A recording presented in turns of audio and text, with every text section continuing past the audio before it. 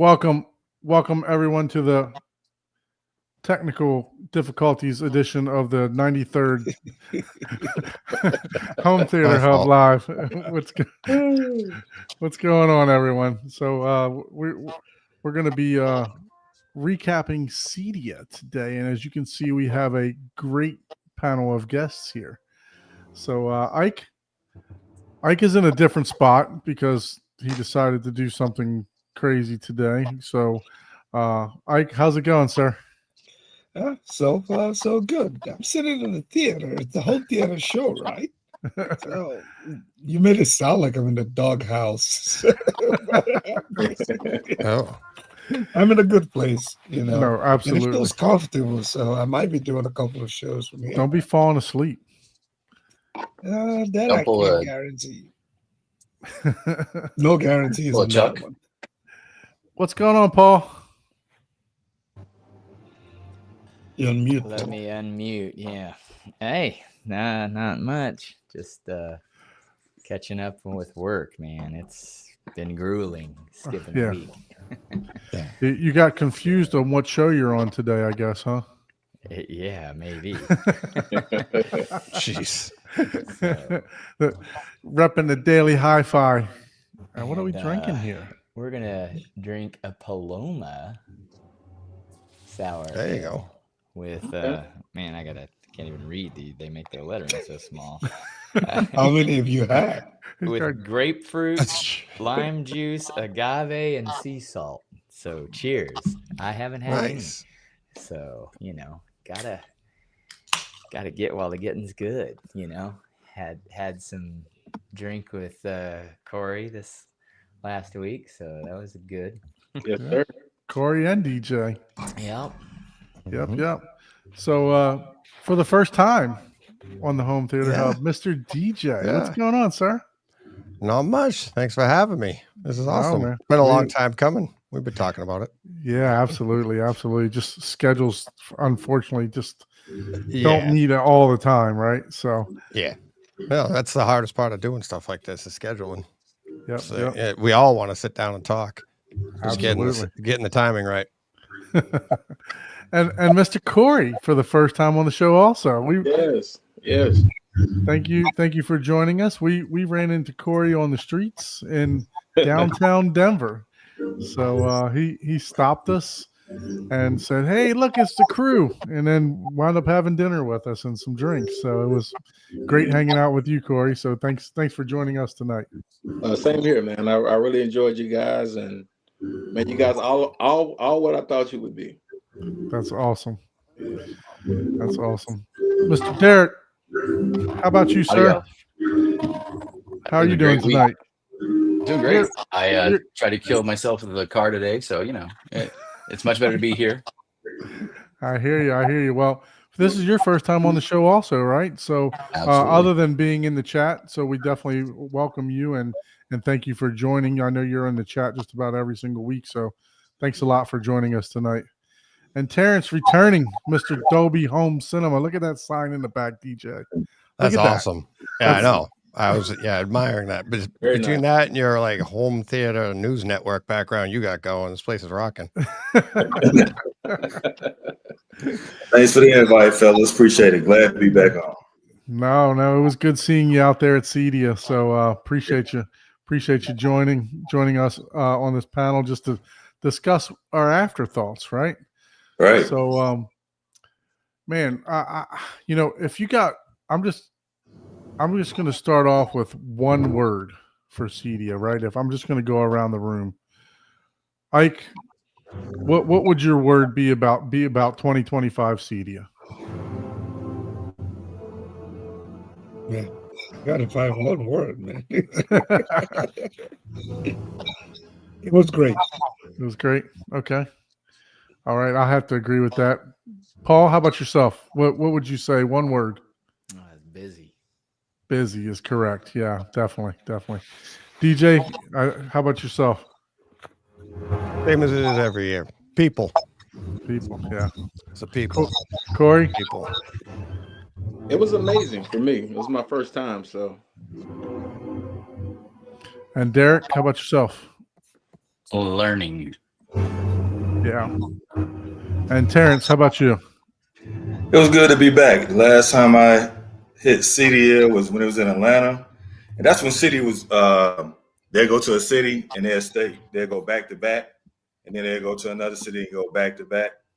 They never came back to Atlanta, so I was supposed to go during COVID. Then they pulled out because it started surging, and then I missed it last year, so I was glad to be able to attend this year, and it was great bumping into people that you see, you know, on the YouTube, and then also just experiencing a lot of the technology and this, you know, the sound rooms and just the whole atmosphere. If you love this hobby like we do, and just to be amongst all of it, it was a great experience. So definitely had a good time. Yeah. So my word is overwhelming.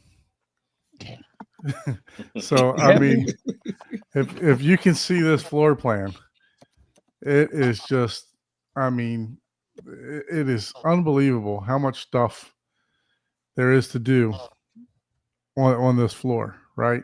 And then just to kind of get your bearing after you know, a day and a half or a day, you know, walking around here for the first time, because from what I understand, the sound rooms are in the same spot every year, right?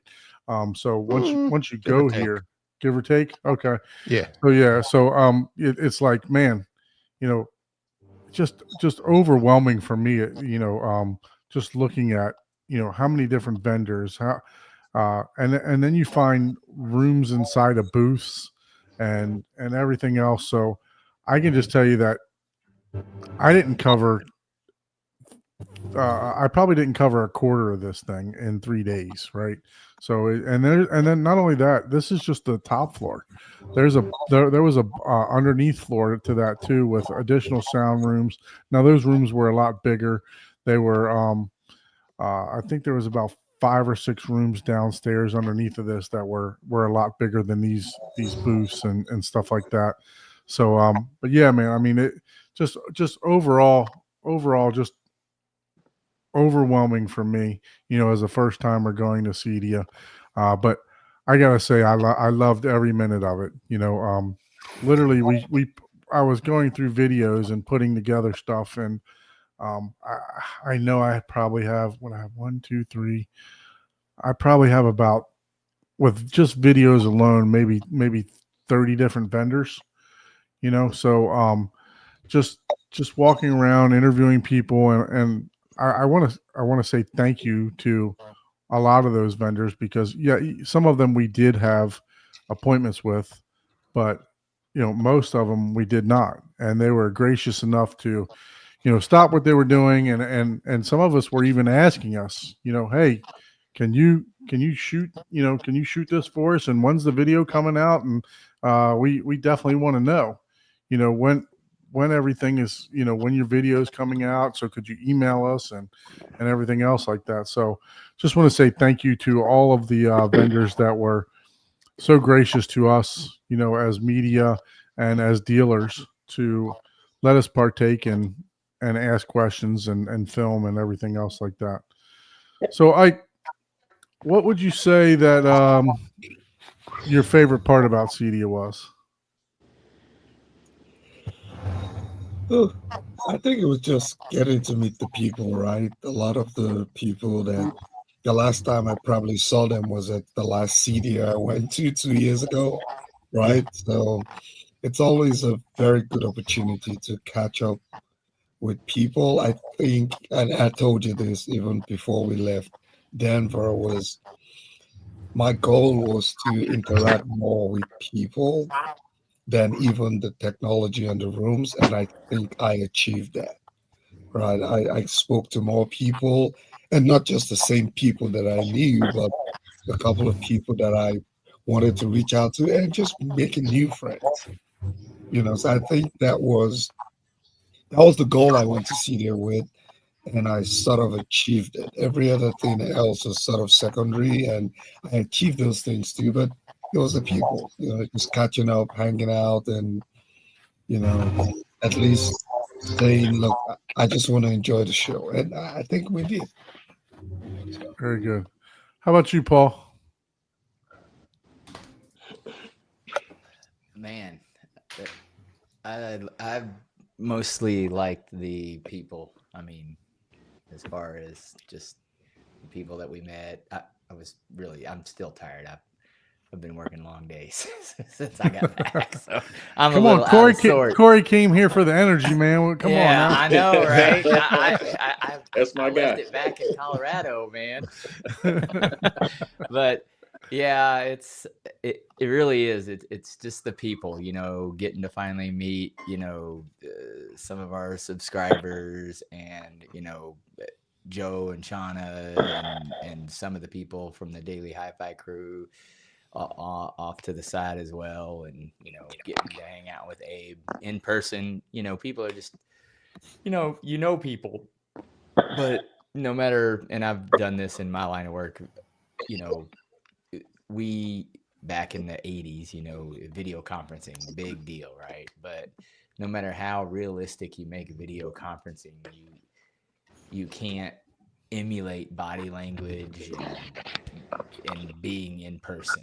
It's not the same. You just get this vibe, this feeling, like I'm a joker like 90% of the time, and if you don't see my body language and my little quirky actions, sometimes it's like, wait, what an ass, which that's true, but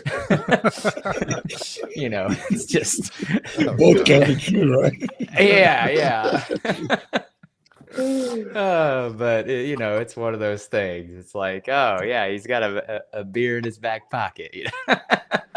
Yeah, and you find out that people can also be nicer in person, right? When you see them online and they talk trash, and then they see you in person. Yeah, that's not me. They smile at you. Like, why are you looking at me? I'm the same ass everywhere. There is like no difference. It's like, oh yeah, no, that's the same guy. That's funny. That's funny. Yeah, your keyboard warrior disappears, right? Oh yeah. Like when I first met Ike, I was like, "Damn, Ike, you're like 6'5", man."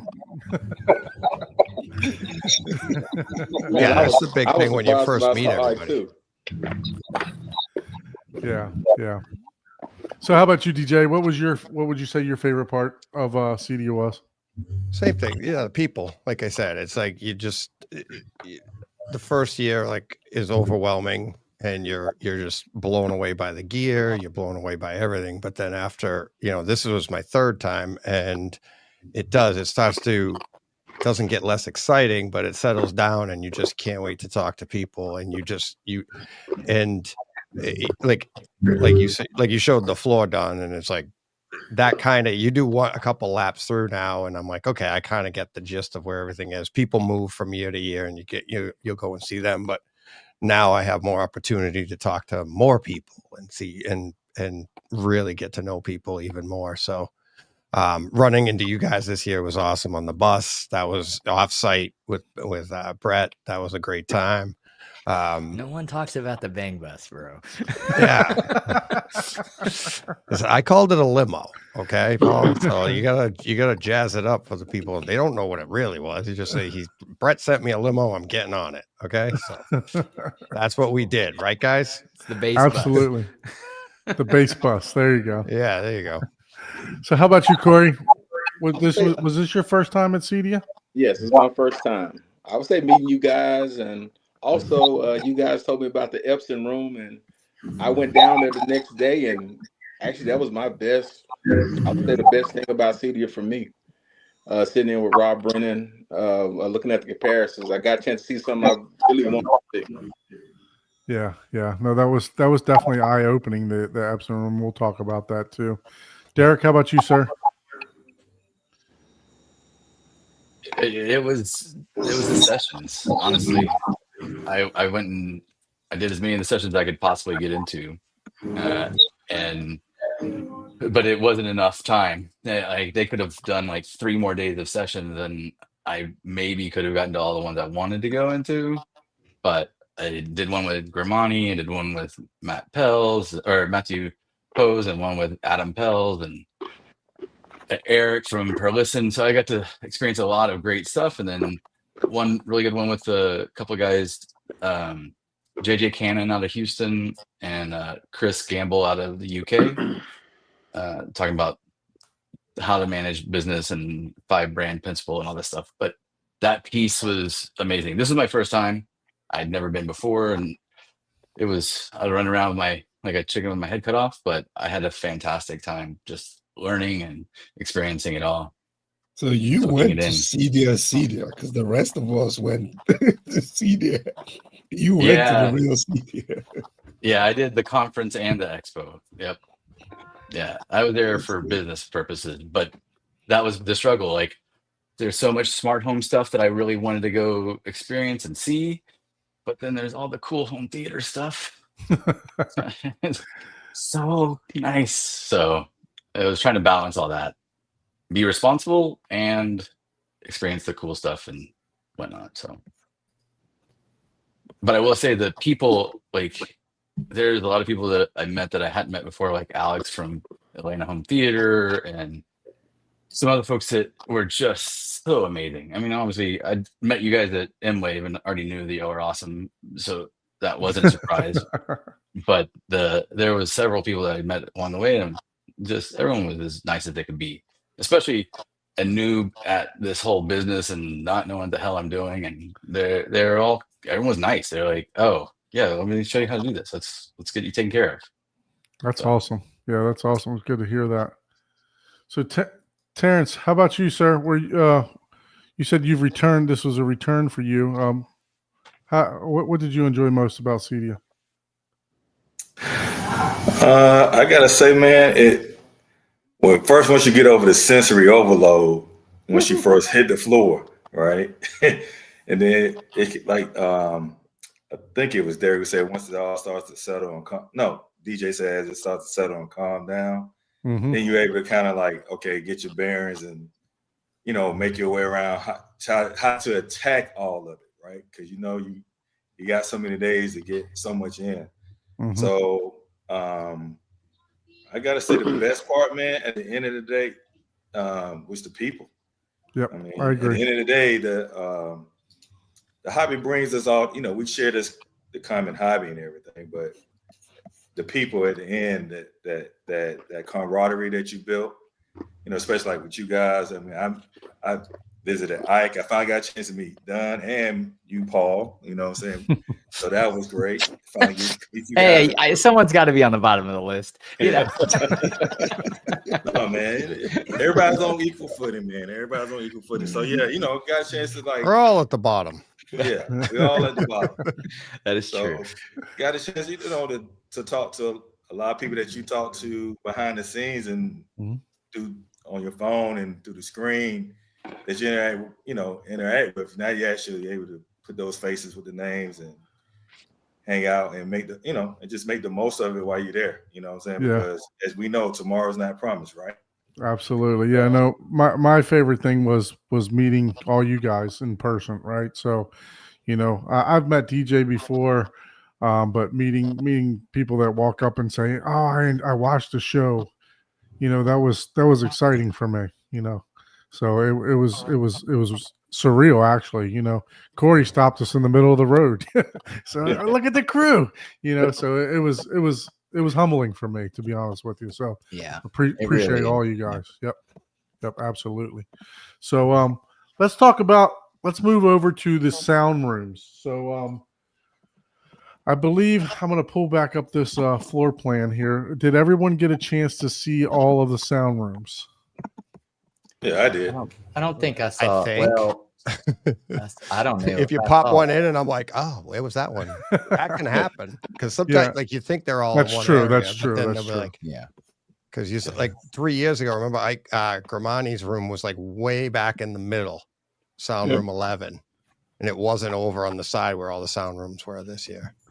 Yeah. So let's just talk about the ones that are labeled sound rooms down here for right now. But Crics. Yep. So just randomly, DJ, let's start with you. Were you able to partake in the Crics room? Yeah.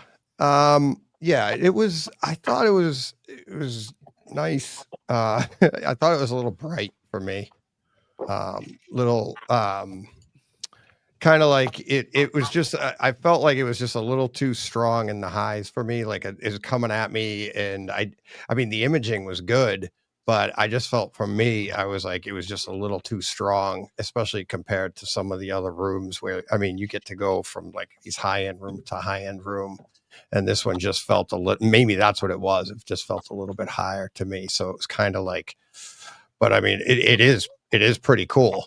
And they're coming in, you know, this first time in the country. Yeah. This is a Australian brand that came to the U.S. You know, and put this sound room together. I mean, I got this one probably in my top 5. To be honest with you, I thought it was a well put together room. Wait a minute. Top 5 out of 5? No, there's Okay. other rooms that we're going to rooms. mention. There's other rooms that we're going to They mention. made the cut. Hey, that's all that They didn't matters, get right? cut off of the list. Yeah. Okay. Yeah, there's definitely other rooms to mention, but yeah, I mean, I thought that it was well put together. You know, I kind of agree with you. I think it was a little loud, is what I think. Yeah. DJ. So whether that came across as highs or just being pushed, right? I did feel the same way, that it was that it was pushed beyond reference, and I did start to get a little fatigue in there for sure.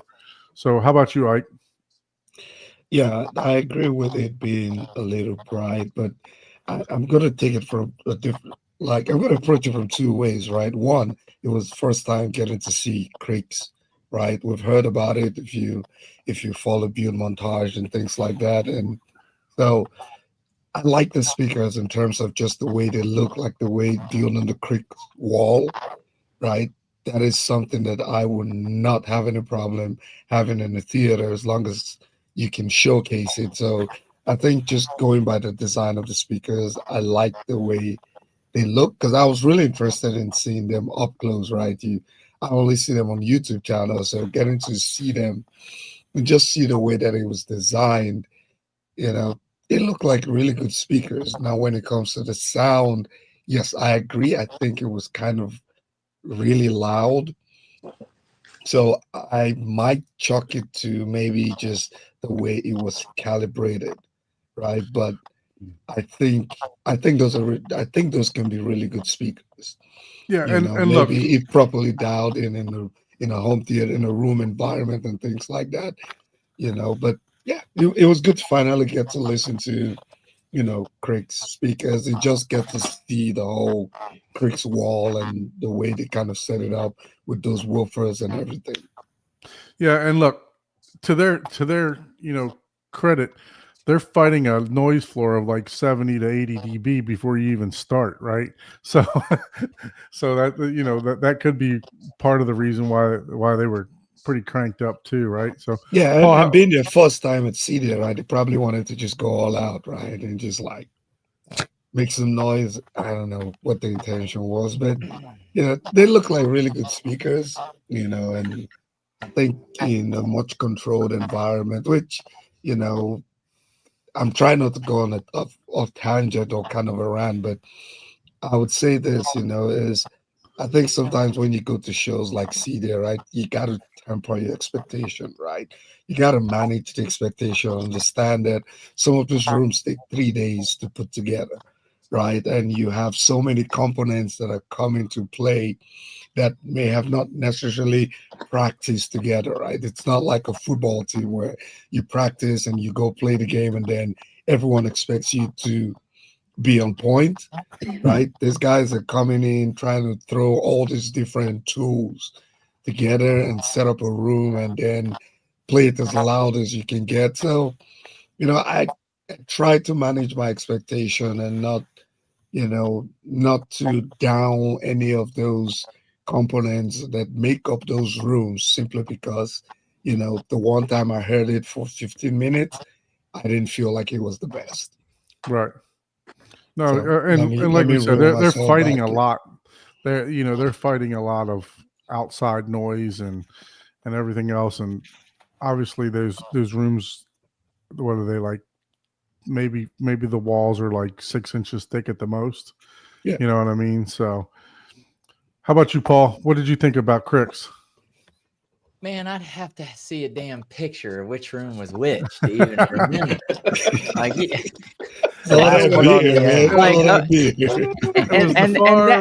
and that's true. There's a couple things that I remember about a couple rooms, but this is what I'll say.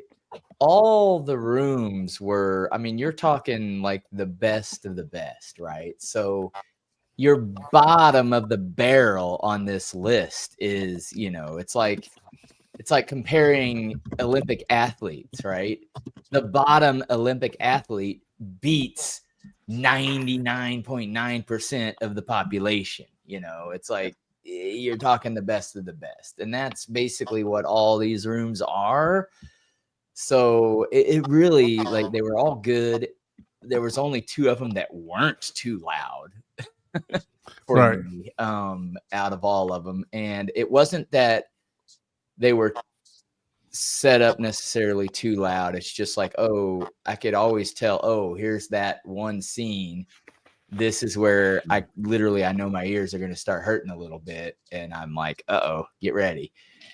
So like some of the prior scenes, and I do remember that about that, right? It's like, oh, okay, the last 2 or 3 movies were like, and it might be the movies, right? The movies were hotter, you know, unless you have someone riding the volume back there, which I mean, you know, or you do even worse because you could compress everything to like, oh, hey, let's gate everything, but that's going to sound even stranger, especially if you've heard the movies before. But you know, they're all fully capable, amazing rooms, right? So it's, you know, it's hard to you know, it's hard to remember, honestly, for me, like, oh, what was my experience? You know, my audio memory is door to door at best, let alone week to week. I'm like, man, I need a picture. You got to show me. If you said, hey, what did you think of this room? And I would be like, oh yeah, I remember. That's the one we had the 2 o'clock appointment, and we went in on Thursday. The Australian one, they had the wall, right? They had the what now? They had the speaker wall. It was right next to SR 11, right next to the next level. Yeah, Paragon's home. It was right next to Paragon's home theater. It was the last one on the end, across from the dais subwoofer. Yeah, the right in front of the big old. I don't remember going in. What chairs did they have? We had an appointment, and we went in there. That's the only thing that Paul worried about was the chair. Like, oh man, he's getting off my. I'm getting off my feet. Are you talking about the PMC room? No, the Crics. No, the Crics. The one on the other. You're talking about the one that was across. You're saying it was this wall of speakers across from the Lumigen room in Crics.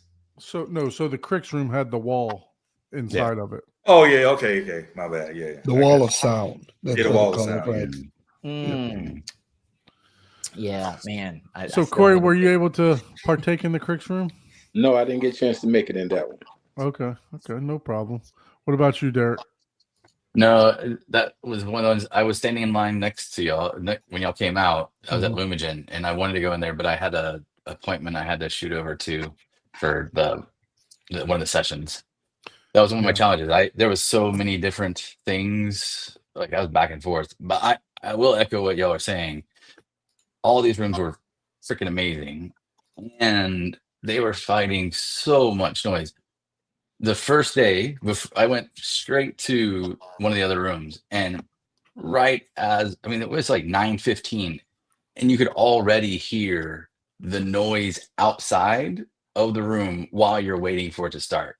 Like that's how much sound leakage there was just sitting in the room. You could hear people talking outside. Right. So, Terrence, what about you? Any were you able to partake into the Crics room? What did you think, if so? Yeah, so Crics, I've been wanting to hit them for years. So they finally made it to our market, finally. And they actually lived up to, I really didn't have any expectation, but they made an impression on me. They sound really, really good. So to talk about these rooms, how they were set up. So I hit that one right after the Lumigen room, right after when the show first opened up, right? So from my understanding, a lot of these sound rooms went back and did recalibrations, went by other people saying, hey, can you turn it up? Plus that we was talking about when I thought you were talking about the wall of speakers, because across from that room, you had PNC booth, the Deus, and Procella, right? Mm-hmm. So they were making a lot of, they were turning their stuff up to demo it for, vendors coming by and whatnot. So I'm sure that's why Crics increased their volume. The only complaint I really had, I would say about with Crics was they could have added a tad more bass, even though the rep did say they kind of toned it down the bass because they know everybody else was going to do that.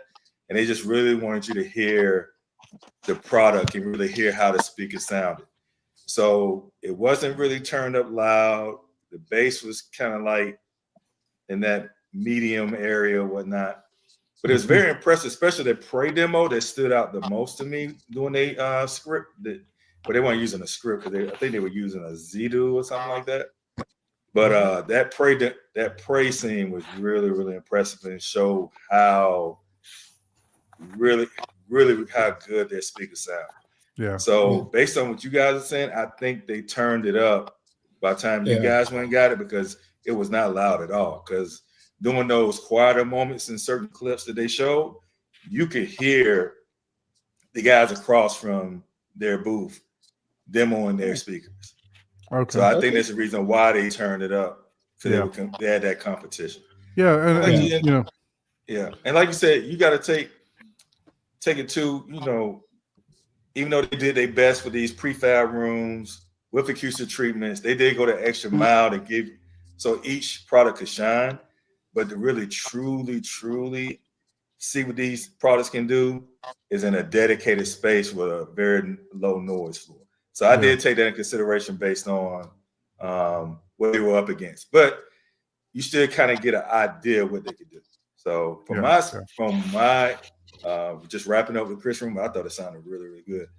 And it was in my top of rooms that I experienced. Very good. Very good. So let's move on to the Lumigen room, which is the Paragon, right? Paragon Home Theater. Paragon Home Theater. So that room featured Lumigen, next level speakers. What projector was in that room? I'm trying to remember. Digital projection. Yeah, digital projections. They eVision. It was they new 10,000 lumen DLP RGB projector. Which is really amazing. That projector stood out, and that would be up against Epson 7000. They're in the same price range, and it did win AVS's best award. But that projector was very, very impressive, and you can get that projector with the lens for $27K. Yeah. Yep. And that was their first, like, them coming down into this residential space with a projector like that. And I thought it was it was true 4K too, right? Yeah, true 4K. It wasn't so yeah, I mean, next level once again, want to shout out to them for helping myself, Ike, and Paul get into the show. So we definitely appreciate them. Let's talk about their room. So I got to tell you, if you want volume, those next level speakers, they're going to handle whatever you throw at them, because I'm telling you what, it was cranked in there. I bet you it was plus 20, plus 15, plus 20. And I didn't hear any distortion, and my ears were not fatiguing, but I knew it was loud. And I thought that theater performed really, really well. Like you said, the projection itself was amazing. I thought that, that I've never seen digital projection before, and being a native 4K projector, I thought it had really good color saturation in that picture. So yeah, hats off to them. They put together a heck of a room. So we'll start down the bottom. Terrence, just tell us what you thought about that one. I thought, I was looking forward to seeing Sound Room 11, and it didn't disappoint. I mean, it was a really, really good room, and Next Level sounded great. I would say just the overall presentation of it. If you want, like you said, for one thing that stood out to me about those speakers, by them being horn loaded, usually you think they have a more forward, like in your face type of sound, and they were pretty neutral sounding. And oh yeah, shout out to Stephen Smith, Home Theater Gurus. He did do the layout for that room for Yep. Yeah. So it was definitely a great sounding room, and from all and picture presentation as well. So anybody who's interested in their products or wanted to hear them or on the fence, I can tell you, I'll let you guys speak too as well, but definitely don't, sleep on them. Oh, speaking of Home Theater Gurus, they're in the house. Yeah. Home Theater Gurus in the house. Thank you for joining, sir. So how about you, DJ? What you think about that particular room? Oh, I love the Next Level Acoustics. I've been wanting to hear them for a while in person. And yeah, they were, like Terrence said, I thought that the word I was going to use, Terrence, was smooth. I thought the imaging around the room was just like dead on. I probably did that demo 2 or 3 times, and actually more than that now that I think of it. I was in the front row. First time I was in there, I was in the back row, and that's one of the music demos they used. I can't remember if it was the Greatest Showman or the Lady Gaga there, whatever. But there was somebody screams from the background, and it just was like, I was like, what the? It was that like was perfect. the Greatest Showman at the end. Yeah. Mm-hmm. Yeah, and it sounded awesome. And then when I was at the front of the room, I was listening for that in particular, and I was like, yep, there it is. And it just, I mean, but the imaging around the room I thought was great. And then, like I said to you guys that night, it was the bass is what really impressed me. They were only running 4 subs in that room, and that Greatest Showman clip, and it was just hitting you in the chest hard. Like you felt it every beat of that drum. And I thought that impressed the hell out of me, more so even than the picture, which I thought was great. It wasn't just 4 subs too. It was 4 15s. Like, yeah, that'd been 4 18s. That would have been okay, fine. But 4 15s, and they were relatively small.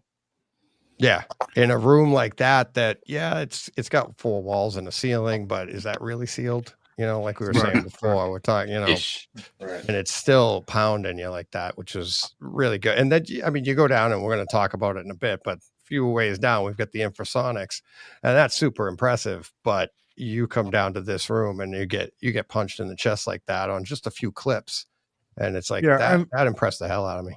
And look, this room, very impressive. But and I'm going to say this, I don't want anybody to take this wrong, but the room was I think about 180 grand, right, for the entire room is what they were saying, right? Now, that's a shitload of money, right? I'm not going to lie, it's a lot of money, right? But when you're comparing this room to 1.4 million, 800,000, whatever it may be, it was definitely impressive for the price point. And I'm not trying to say anything was cheap by any means there, right? Or less valued there. It was a good sounding room. So Corey, did you get to hear this room? Yes, I got a chance to hear the room, and I was kind of on the same kind of thinking. That was smooth. Actually, I was listening so hard, I wasn't really paying attention to the actual quality of the picture. It sounded great. And that bass like I said, for 4 of them hitting like that, it was some pressure. Yeah, absolutely. Derek, do you want to add to what you were talking about on the subs? No, well, I was going to say it was tricky. If you did not sit in that front row, I heard several people complain it didn't sound very good. The front vocals weren't right. Like, look, it is very specifically set up for front row. Yeah, for the front MLP, right? Yeah, I think that's what it was. And between wanting to have the non-acoustically transparent screen and showing off the speakers, I get it.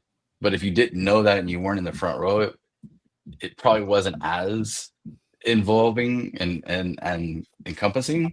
But if you get a front row, which I got lucky enough to do, it was amazing. Like that was one of my top rooms for sure. And I didn't pay as much attention to the video as I wish I had. I was really there to hear the speakers, and I was kind of listening for the speaker power amps. I mean, those amps, those things are smoking hot deals, and they sounded great for what being able to drive that room the way they did. Well, yeah, the whole package was great. The Lumagen, the tone mapping was amazing. I wish I had gone back to be able to kind of really focus on the visuals more, because that was a whole nother aspect. And honestly, that's probably what Jim and Derek would have liked us to focus on, but it was a really enjoyable room. I liked it. Yeah. Speaking of those speaker power amps, these are 400 watt by 8 amps that speaker power has. You guys can see this up on the screen, right? Yeah, there we go. Yeah. Just making sure. So, just a gorgeous design. I mean, I love the color that they have for this. Took a and those things are like what, 1,500. This is the new one they announced, right? But the one they had at the show was like 1,400, and also a $1,200 or $1,300 amp, and that was like really, really impressive for that price point to drive those speakers like that. I was like, wow, okay. Yeah. 8x200 at 8 ohm, 400 at 4 ohm for $1,500. Yeah. Yeah. I mean, that's an introductory price, but still. Yeah, that's an introductory price. So one thing they did say that red was made specifically for the show. But they said mostly it's going to come in like black, and they will do like custom colors if people ask for them. But they're well known as a powerhouse go-to subwoofer amp in the DIY community. As you know, JTR also uses them as well. So right. Yeah, man, they're coming into the multi-channel space. They about to make some noise with these. So I know I thought I was done with amps for a while, but no, that is exactly what I said at the show. Yeah. I'm like, this might have me think about upgrading my amps, man, because what I heard, and at that price point, that price point's great. Yeah. They pushed those, those next level speakers, and for the price point, I think that room really, really stood out. I got a chance to listen to it twice, and I agree. The first time I sat in the back row because I wanted to capture some footage and I didn't want my camera in the way. And I thought it was good, but the second time I sat in front, and I was like, wow, okay. It sounds really, really, it sounds like a different room if you sit in front. Absolutely. Just confirming from Home Theater Gurus, right, that it was calibrated for that front MLP. It makes a lot of sense, so but I kind of wish they told people, so people get a chance to try to go back and sit in front row. Right. But it was really impressive, and I think they did win a couple of awards, and it was well deserved for that price point, because there were other rooms that were 3, 4, 5 times more expensive.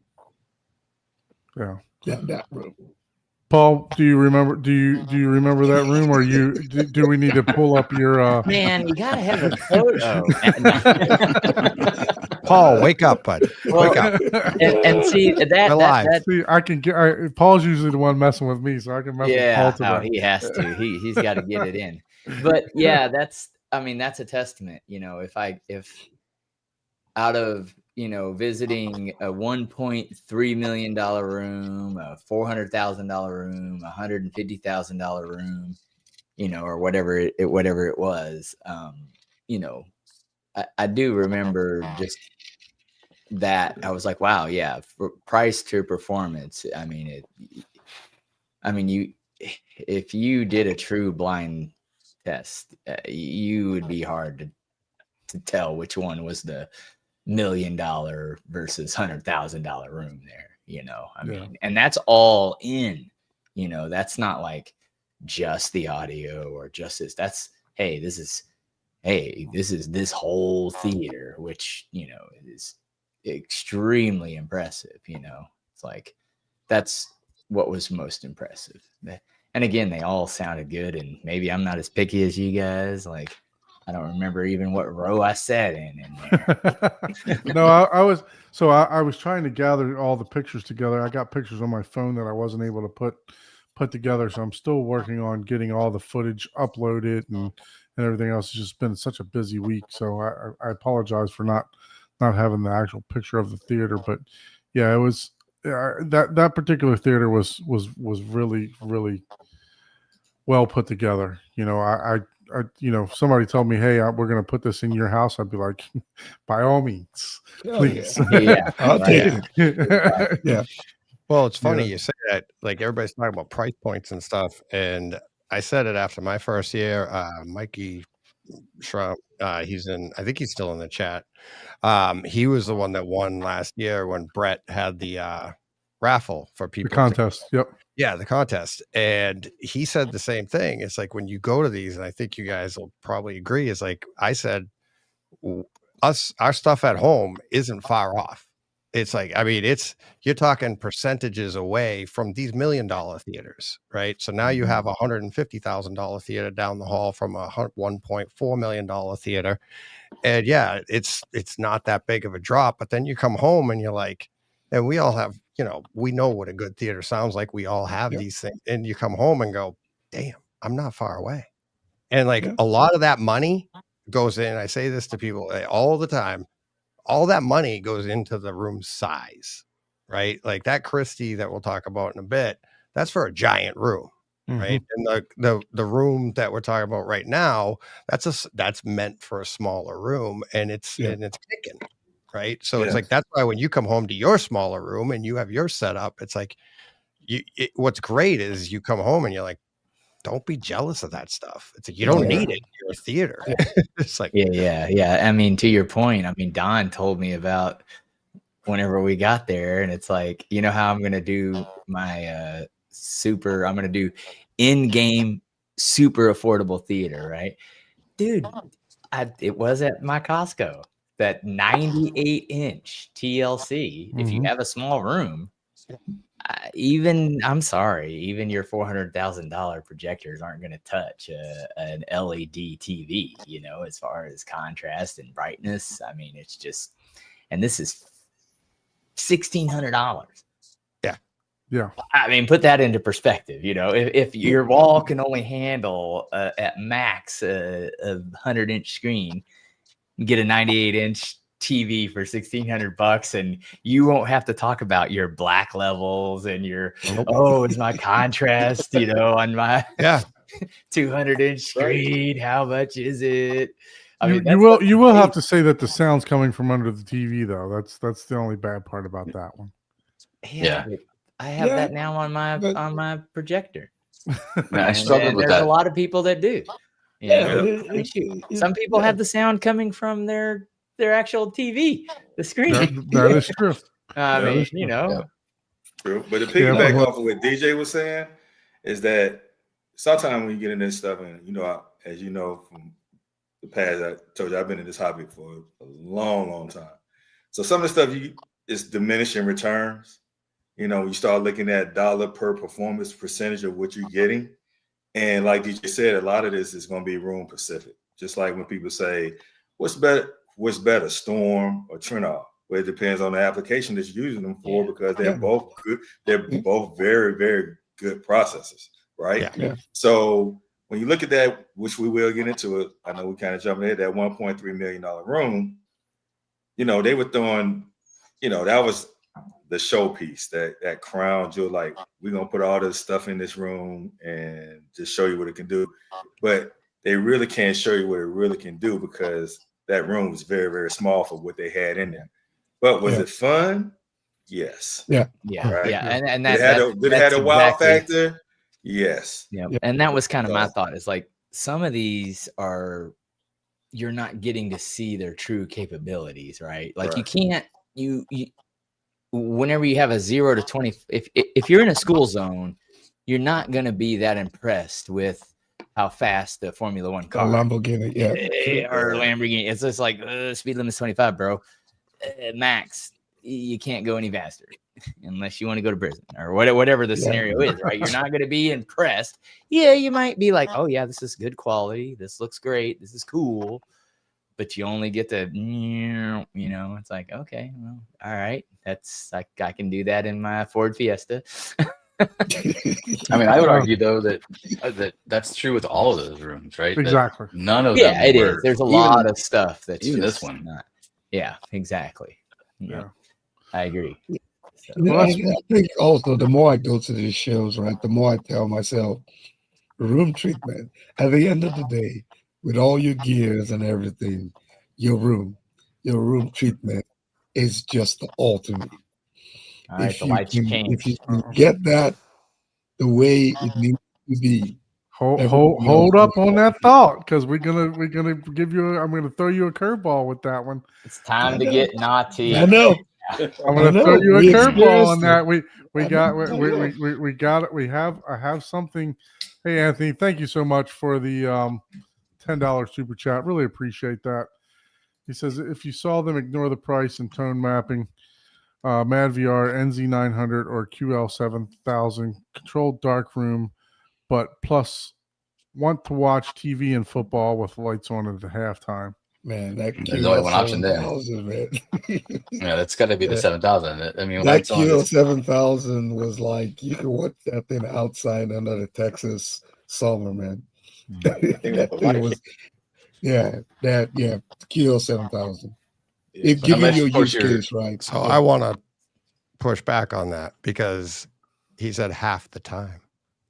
So the other half of the time, he's in a controlled dark room watching. He's going to want to watch movies. If you're watching movies critically, you got to go with the NZ900.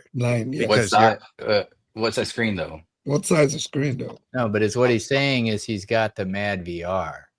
Well, he's like, ignore he price says and tone mapping. He's ignore the price that, and the like, tone mapping. which is better for brightness. And it's, yes, the brighter one is the 7,000, of course, but your black level has been raised. It's just not the same. So when you go down, and it's like when you try to dial that back, it's not going to be as accurate as the NZ900. If you can still do the JVC, and when you say lights on, you can control the light quite a bit and get like, cans or shields that'll shield everything from the front of the area and just make sure nothing else is, reflective off the front where the screen is, and still go with the. Now, if you're talking daylight, like me, I have sunlight coming through, right? I have an Epson. I've always had an Epson because it's just, except when it's midnight or completely dark out, I don't have a controlled room, so that it fits my situation. So, but he says it's a 150-inch low gain screen. I still go. Got to be the QL. The 150 is pretty big, yeah. So, but yeah, I'm gonna state my opinion. 0.7 gain, 241. Yeah.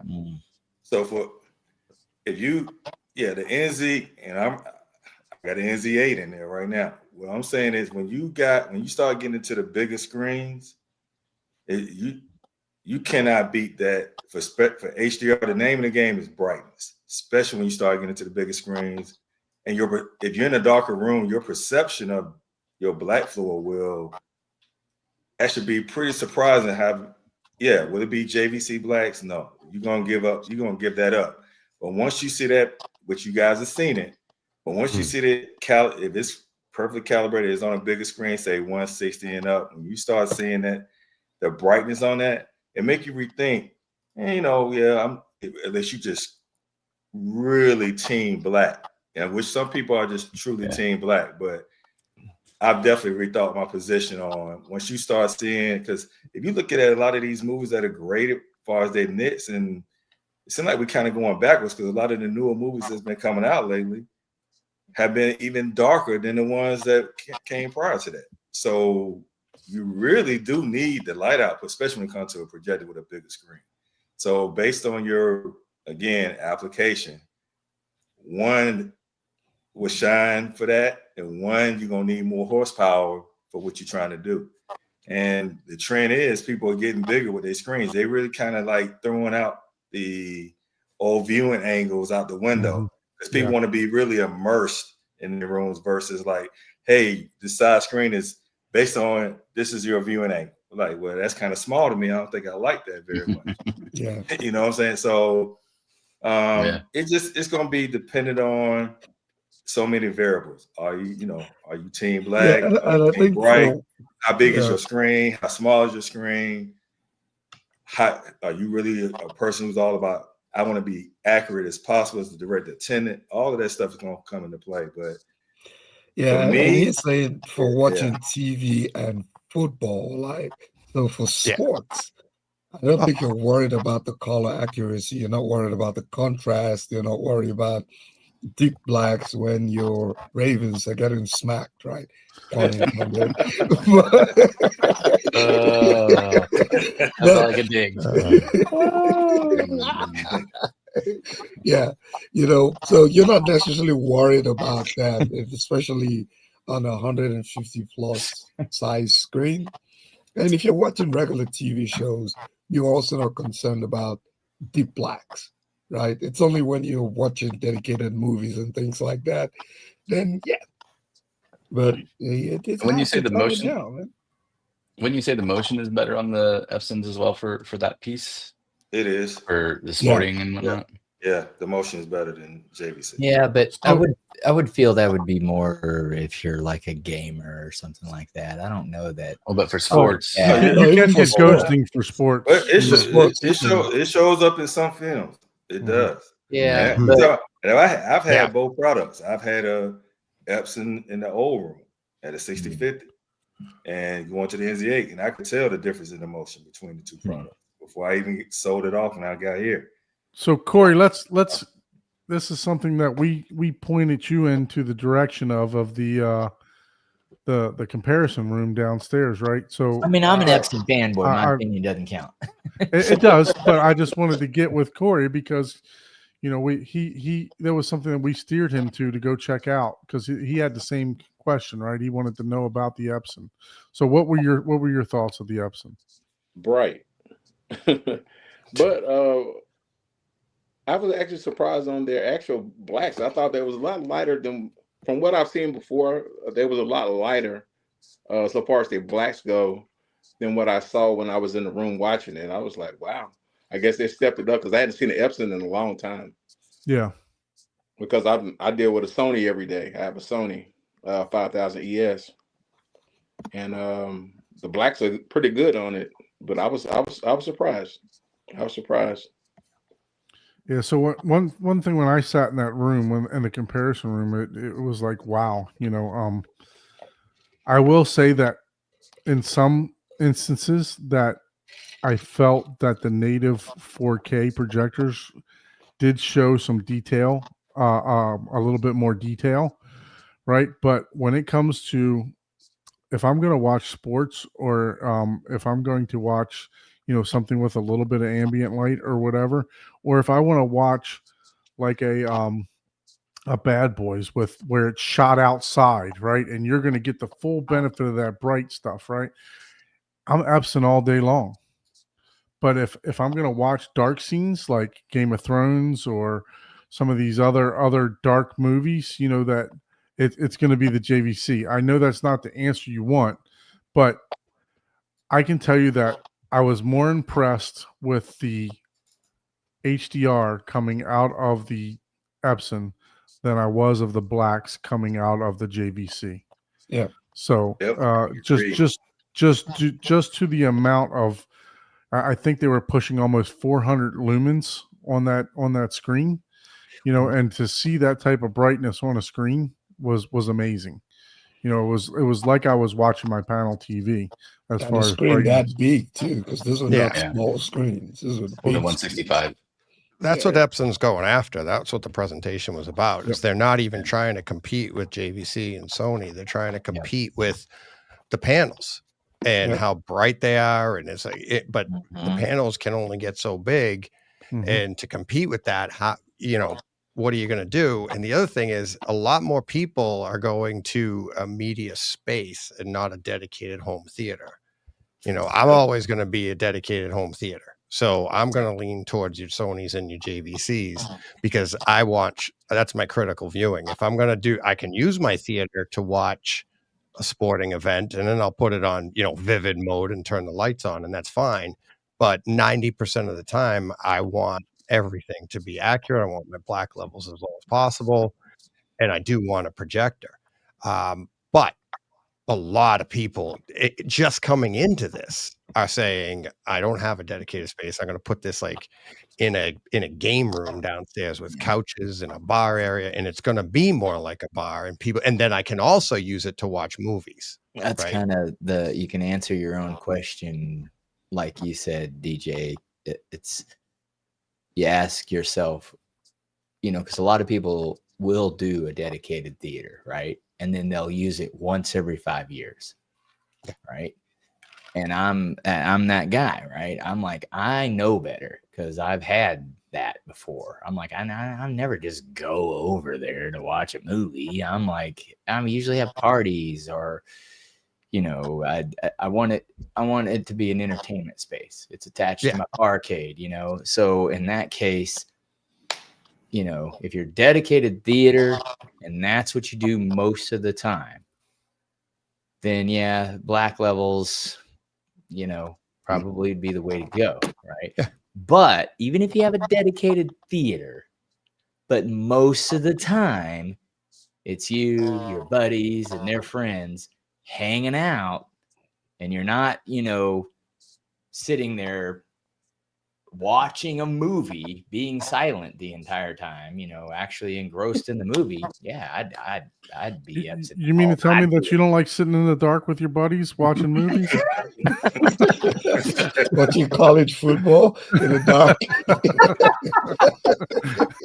Yeah, right. It's like, hey, hand me a beer. Oh, that's not a beer, bro. I know Fred likes to do that. Fred likes to watch football in the dark. I mean, that's what you got to ask yourself, right? Which one are you going to do the most, right? If you want the critical, you know, cinema movie, and that's what you do 90% of the time in that space, then yeah, the best black levels, because you're going to have the lights off and it's fully controlled, and you're going to just, it may not be bright, but that's okay. You don't need it to be bright. It's in a full dark room. But that's not entirely true. I mean, so I spent a lot of time with an NZ900. Jeff Mary lives very near me. He has an NZ900 with ISCO lens. But it's only on a 120-inch screen, and it's a Stewart 1.3 or 130, and it is beautiful. It is amazing. And on that size screen, JVC all day long. Yeah, I've also spent a fair amount of time with a QL3000 on a 170-inch screen, and it's freaking amazing. Like I love being able to see all the detail in the black. I really do. But once you go into that larger size, you don't get that dynamic range. It's just not possible. And the DCI number is going towards 300 nits. 300 nits is going to be the new standard. It was 100. It's going to be 300. And with 300 nits is where the target is for us. It's going to be hard. I'm super hopeful that the next generation of JVC will push that level. Going to drive them to go that way, and they can figure out a way to get past kind of that 3,000 lumen area.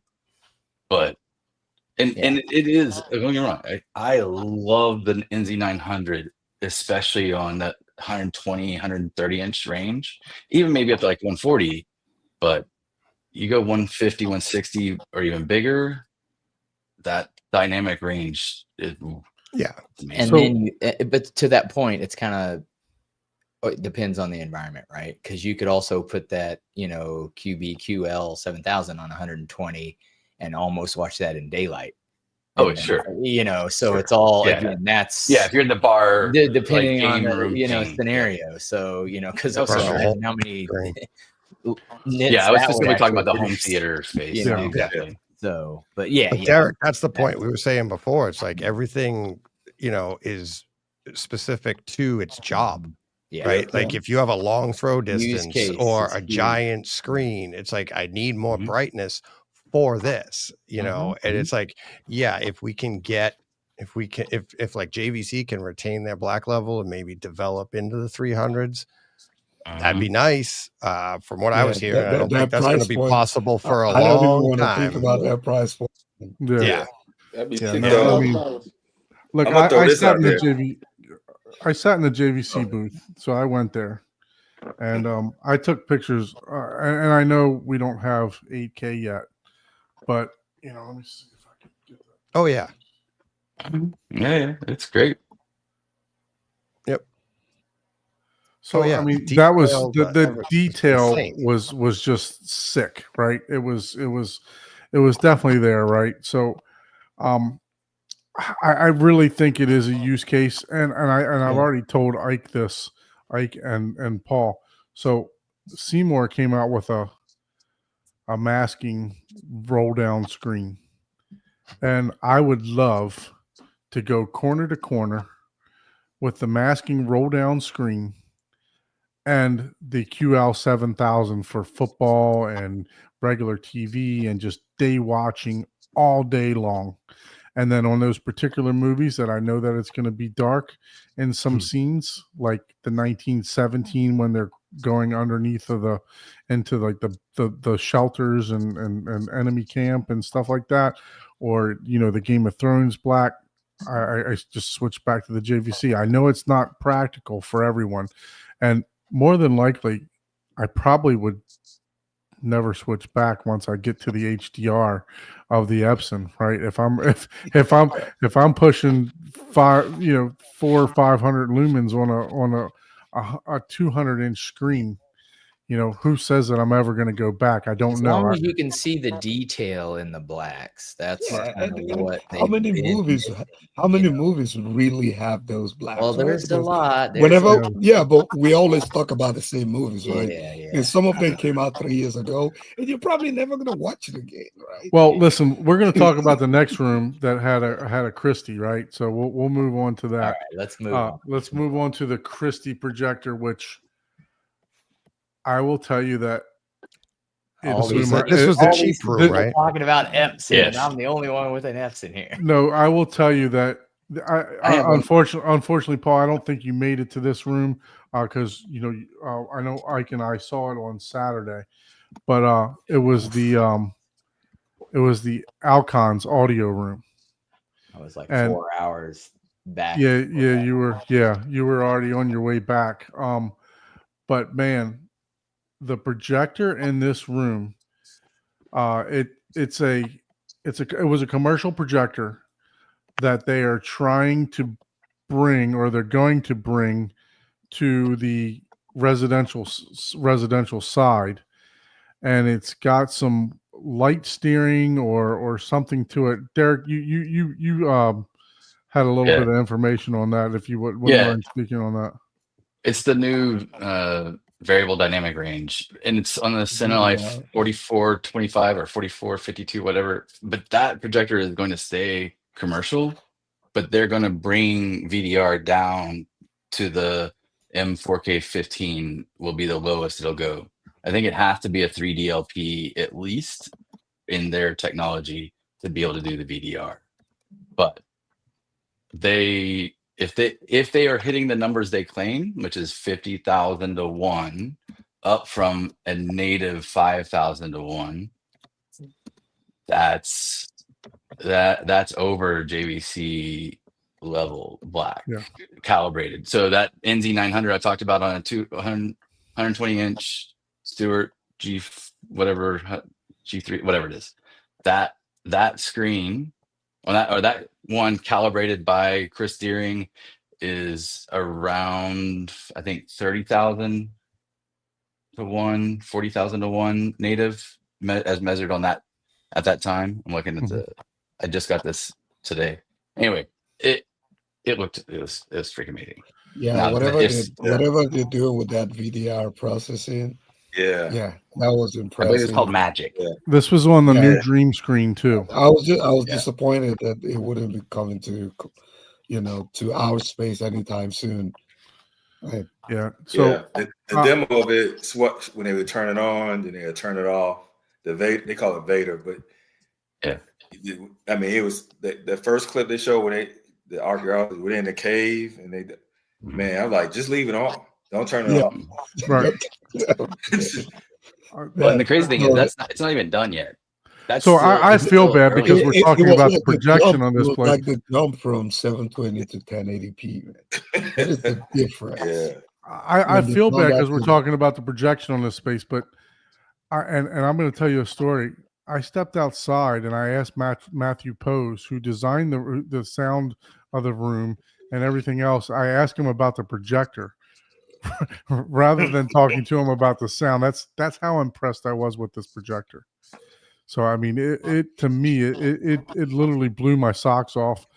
They showed the scene from the ballerina where she shoots a flamethrower, and man, I mean, it just lit up the whole room. It was bright. It was detailed. It was very immersive. It was like, whoa! I like the flame was coming at me.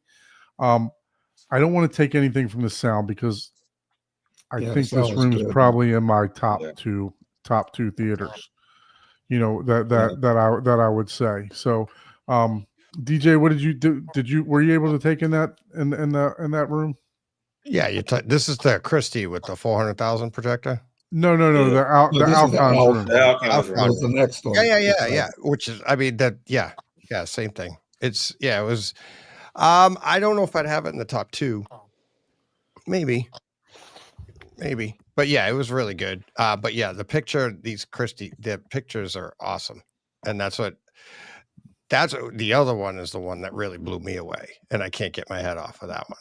That was the one we're going to go to next. Yeah. But yeah, that room, I only went in that room once, and I was like, it was great, but it didn't blow me away like the other ones did. Yeah, very, very good. So how about you guys, Derek? Were you able to see the Alcon? Yeah, it's a phenomenal room. I really enjoyed the audio. It's my first time hearing Alcons, and I have a soft spot for line array type technology, and the way that their tweeters are built can be done in that way. I really enjoyed the room. The first day, which is when I saw it, it was still a little bright. Like we were talking about earlier, I wanted to go back every single day to experience the changes they made each day. It's kind of like when we were at M-Wave last year. Like Grimani, each day was a different experience. And I fortunately did get to experience that. Each different day at M-Wave in his room was different. And the third day was by far the best, but it would just be interesting to see at the trade shows. But yeah, I love that room. It was awesome. So, Ike, you took in the demo with me. What were your thoughts of that particular room? The sound was clean. I enjoyed the sound, but like you said, just about everybody was carried away by the projector, man. Right? Yeah. No, I was blown away. Sound was just a guest. The projector was like, but I think you go in there hoping to get the sound, and then you just come out talking about the projector. Because when you describe the flamethrower scene, I was like, I don't even want it that bright in my own theater. That's how good it was. Yeah. I was like, certain things you like to experience outside, you just don't want it in your own backyard. That's how good I was. But I was very disappointed that it's commercial grade only. But yeah, the room was good. It was.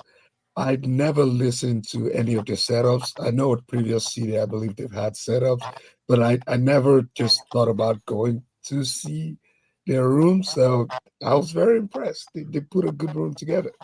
So it to me, they weren't trying to over push it. You know what I mean? So that's when it became immersive for me. You know, when they weren't trying to over push it. When a door shut, you know, my back didn't feel like it was exploding when a door shut, right? So it was like more natural to me, and it actually, you know, the video brought me in, right, along with the sound that was around the volumes of what I would probably listen to in my theater, right? So I think that's why it made it a little bit more comfortable for me. Corey, were you able to take in the Alcons?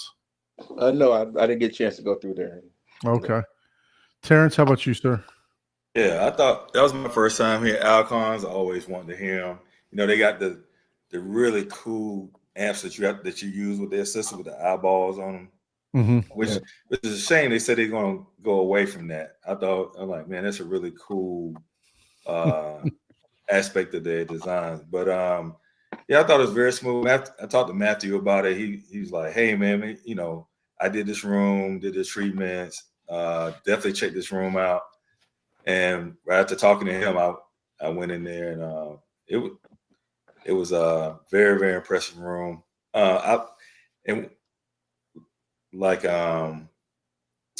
think, yeah, Derek was saying, I always like how ribbons sound.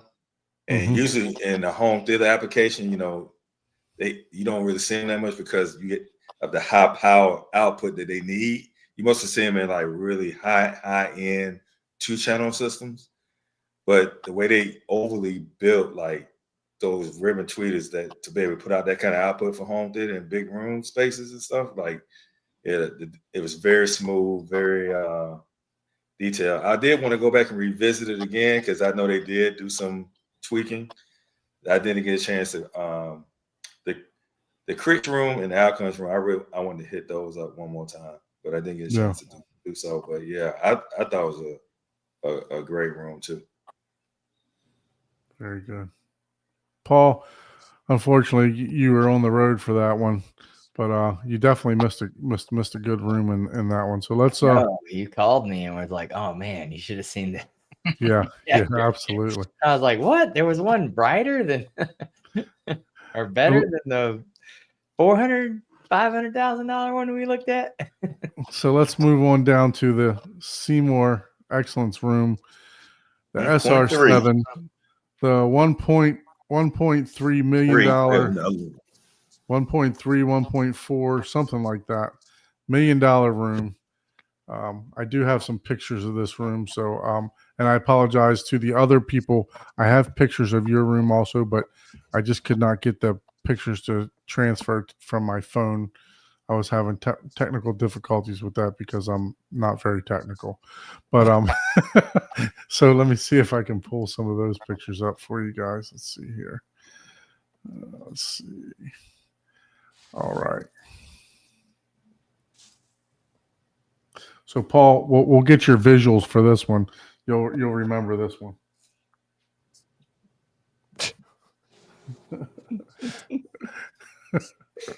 I gotta get my jabs in. Yeah, get the right. Make sure you get the right album. It's dangerous when you're at Denver. Look, hold on. You can't miss this one. You got to remember this one. Yeah. Yeah. There we go. You can't say you weren't here, Paul. Man, look at how little that guy is. Or how ginormous. You know that room sounds amazing. There's Yamaha in it. Hey, he looks like something from Toy Story, man. Just sitting in front of the sun. It's like they just put a character from Toy Story in front of a subwoofer. So this room had the Ascendos with the new Ascendo speakers, and guys, the Halos. Yeah. So I don't want you to think that these are small. Every one of these drivers are 8-inch drivers.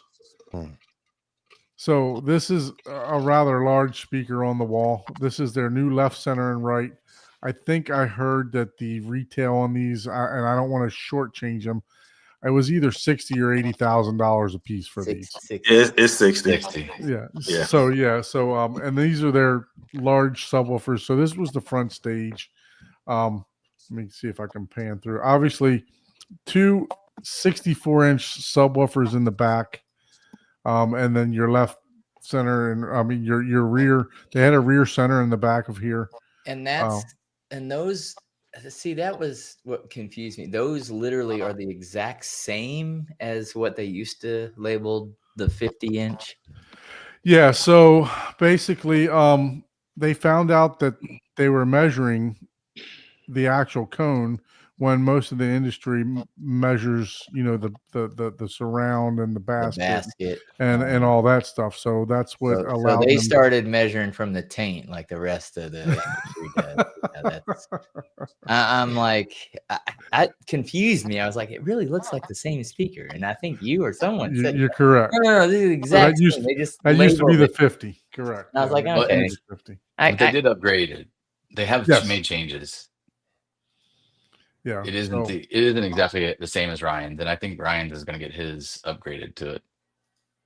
Oh, well, yeah, because, you can't have last year's model. I mean, God. Exactly. You can't have last year's 64. This one's labeled 50, so it's not nearly as big as the one that's labeled 64. Right. Yeah. So let's talk about that room. Paul, what did you think of that room since you were sitting on the couch right there next to the 64s? It was probably overall it was the best room that you would expect, like all encompassing anyways. It wasn't necessarily my favorite audio wise room, but just overall experience wise. And it was the only one I think my ears didn't bleed in. I think this. What day did y'all go in there? We were there for the press conference. Friday. We went in there Friday. Yeah, Friday. Friday evening, actually, I think is when I ended up actually demoing it. Mm-hmm. But overall, yeah, I mean, that was the only one. And with all that bass, or drivers, you would think that would be the one that would drive you out of there and be the boomiest, right? That probably had the most controlled bass out of all of them as well, which...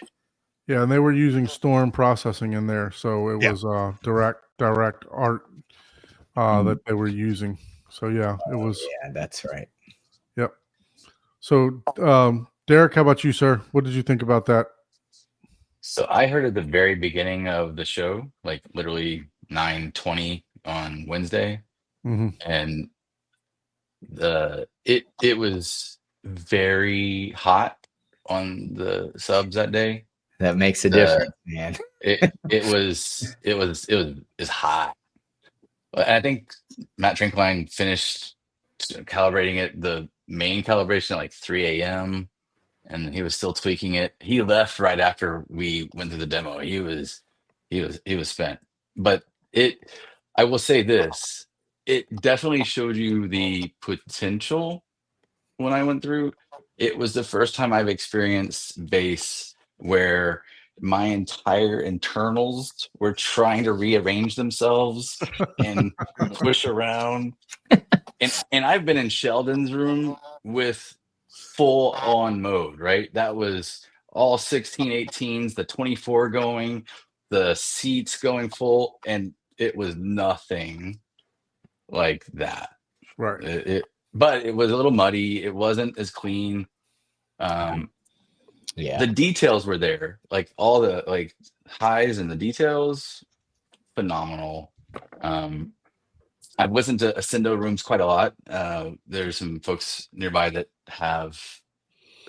there's a couple different ones around here, and it's very in line with those, but just a little nicer. I still think this is another room that I really don't think you're hearing it properly until you get it into its natural, fully done room. I mean, it just isn't there. But in the projector, do it. I mean, come on. Yeah. So what is it, 20 million to 1? Yeah. 30 contrast. 30. Yeah. It was 30 million, I believe. Yeah, it was.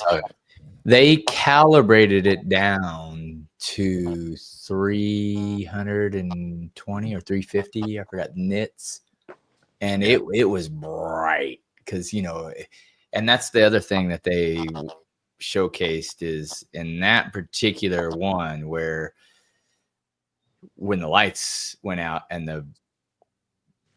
it was still full on laser, it went pure black, right? Like you could not see your hand in front of your face, right? It was just the black levels were. So this is you want the Epson brightness and the JVC blacks? Here you go.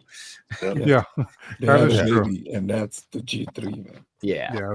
This is the. I tell you what, I don't know if you saw this this picture back here, but these connections, it's like you got to put your own separate chiller on, or a separate chiller box for this thing. Yeah. It's it runs. You can actually set the chiller up away from the projector. I think they said quite a ways, because the chiller is actually really loud. But man, I mean, just to think about it is like your car, right? Like it has its own antifreeze, right? I mean, it's crazy what this thing could do, for sure. Yeah. So DJ, what were your thoughts on this room? Yeah, it was the absolutely, obviously the Ascendo. I mean, the infrasonics were amazing. I went in there a few times. I actually did a live show sitting between them, which was painful. But that aside, it is the picture. It's that G3 is just the black level that you get to, and how many times you hear, can't see your hand in front of your face. And I had said on my show, I was so excited about it. I'm like, hey, they're like 10 years away from getting this. And then I talked to later on that same day, after I'd already done my live show, I'm talking to Chris Deering, and he's like, no, it's not scalable. He's like, it's a 6DLP. You can't, this is a technology that won't be scalable to get down to that level. I was like, that's disappointing. Because it's absolutely amazing. I mean, I know if you haven't seen it, people don't believe it, but you're literally talking almost OLED contrast ratio here, and that kind of black levels from a projector. And to see that you were saying before, like the Seymour screens with the masking coming down the side. I don't know. I mean, Don, you were taking pictures left and right, and it's like, did you capture that? The difference between the black levels was hard to capture on your camera because it was so faint. It was Correct. Like you really don't need the masking. And Chris laughed. He hated hearing that. But how many people have the G3? So I think Chris is okay with his masking business. Well, and he even said, look, maybe you might have some ambient light that comes back to reflect that for the masking, so that would help you in that instance also. But he even made a joke about it, like that's how black it was in there, for sure. Yeah, it's crazy, and that's what made the entire experience in that room so great. And like we were talking earlier, like if you heighten your brights, it brings even though your black levels come up, it's that contrast ratio that you want, and your eyes are going. And I've heard people say like, oh, well, your eyes are going to close down because of the brightness, so that black level is going to appear to be darker. Well, the same holds true in the other direction. Yeah. Right. So like if you have a really dark image and your eyes are opened up, those brights are going to feel brighter. They might not be 300 nits, but it's going to feel it because you're like, the room's so dark. So it can go in both directions. And now you're dealing with the G3. You're like, I got that did happen in that room in the ballerina scene. I was like, we were watching it whenever the flame, I was like, oh God. I was like, okay, yeah. We went from pitch black to, oh man, my eyeballs. Yeah. So front row needed suntan lotion. Exactly. So sound wise, there, DJ, I mean, did you get the amount of bass that you wanted? Yeah, I thought it was incredible. And it's like, to have that infrasonics, for people that say like, it's a myth, you don't really need it, or that you just haven't experienced it. And sipping blackberry, there you go. Fruited sour. But how clean it was too, because we've had Trinov, that we didn't really touch on that in the Lumagen room, but Trinov was running waveforming in there too. And they've had that for a little while. So Storm's coming out with their active room treatment and running that same program in there with all of that all the Ascendo subs running, and it was clean. It was it definitely was. It was. I wasn't there on Saturday, but it was better on Friday than it was. I mean, it was probably a little bit louder. I didn't mind it. I thought it was great, and I did love the Roger Waters that they opened up with. I don't know if you guys were there in the morning. That's what woke us up in the morning one. And it was like that base of the plane flying over and everything. Yeah. It was just, oh my God. So yeah. Yeah, we Awesome were there sound. for the start of the press release, get together, and then we dipped out for a little bit and came back to the afternoon one too. So yeah. Yeah. Yep. So Terrence, what about you, sir? What did you think about that room? All right, so I did get there and watch demo it on Thursday, and like Derek said, it was hot. I found the bass to be, it was not as detailed and with the nuances, it was booming. But I know Thursday night they did go back and recalibrate it, so I definitely want to go back and give it another shot, and I was glad I did because that bass was so articulate and tight, and clean, and just detailed with the infrasonics in there. I mean, even outside of the theater, you always knew when they were doing the wormhole scene. You always knew when they were doing the ballerina scene because of the 64s were just doing what they do. It deserved what it, it was well-deserved room as far as the accolade, the praise it was getting. But let's talk about that projector. Best projector I've ever seen. Like, I mean, like you said, if you marry you put an Epson and a JVC together with the brightness and the blacks, and they had a kid, it's that eclipse. It's still a lot more expensive than that kid. Yeah, both of them combined. Yeah, you could set the JVC and the Epson on top of each other and still. I mean, what are they feeding that kid? You're getting the best of both worlds. You're getting the best of both worlds. Too bad you gotta. I mean, it's 415 pound just to project itself without the lens, and it's 400K without the lens. And then, like you said, you gotta get a chiller, but 6 DLP. I mean, like, if you had a blank check and you want the best picture on the biggest screen possible, that's your answer right there. I mean, yeah. I mean, because when they went black, and I'm talking about, like they said, you can't, like, they kept saying, you won't be able to see your fingers in front of your face. Man, you can see anything. I'm like, anyone wearing a white shirt was banned in that room. Like, so the issue that I had with it is that they dialed it back so much, right? That they dropped it to about 300 lumens. I wanted to see the full capabilities, right? Because that's the issue that I have. The image.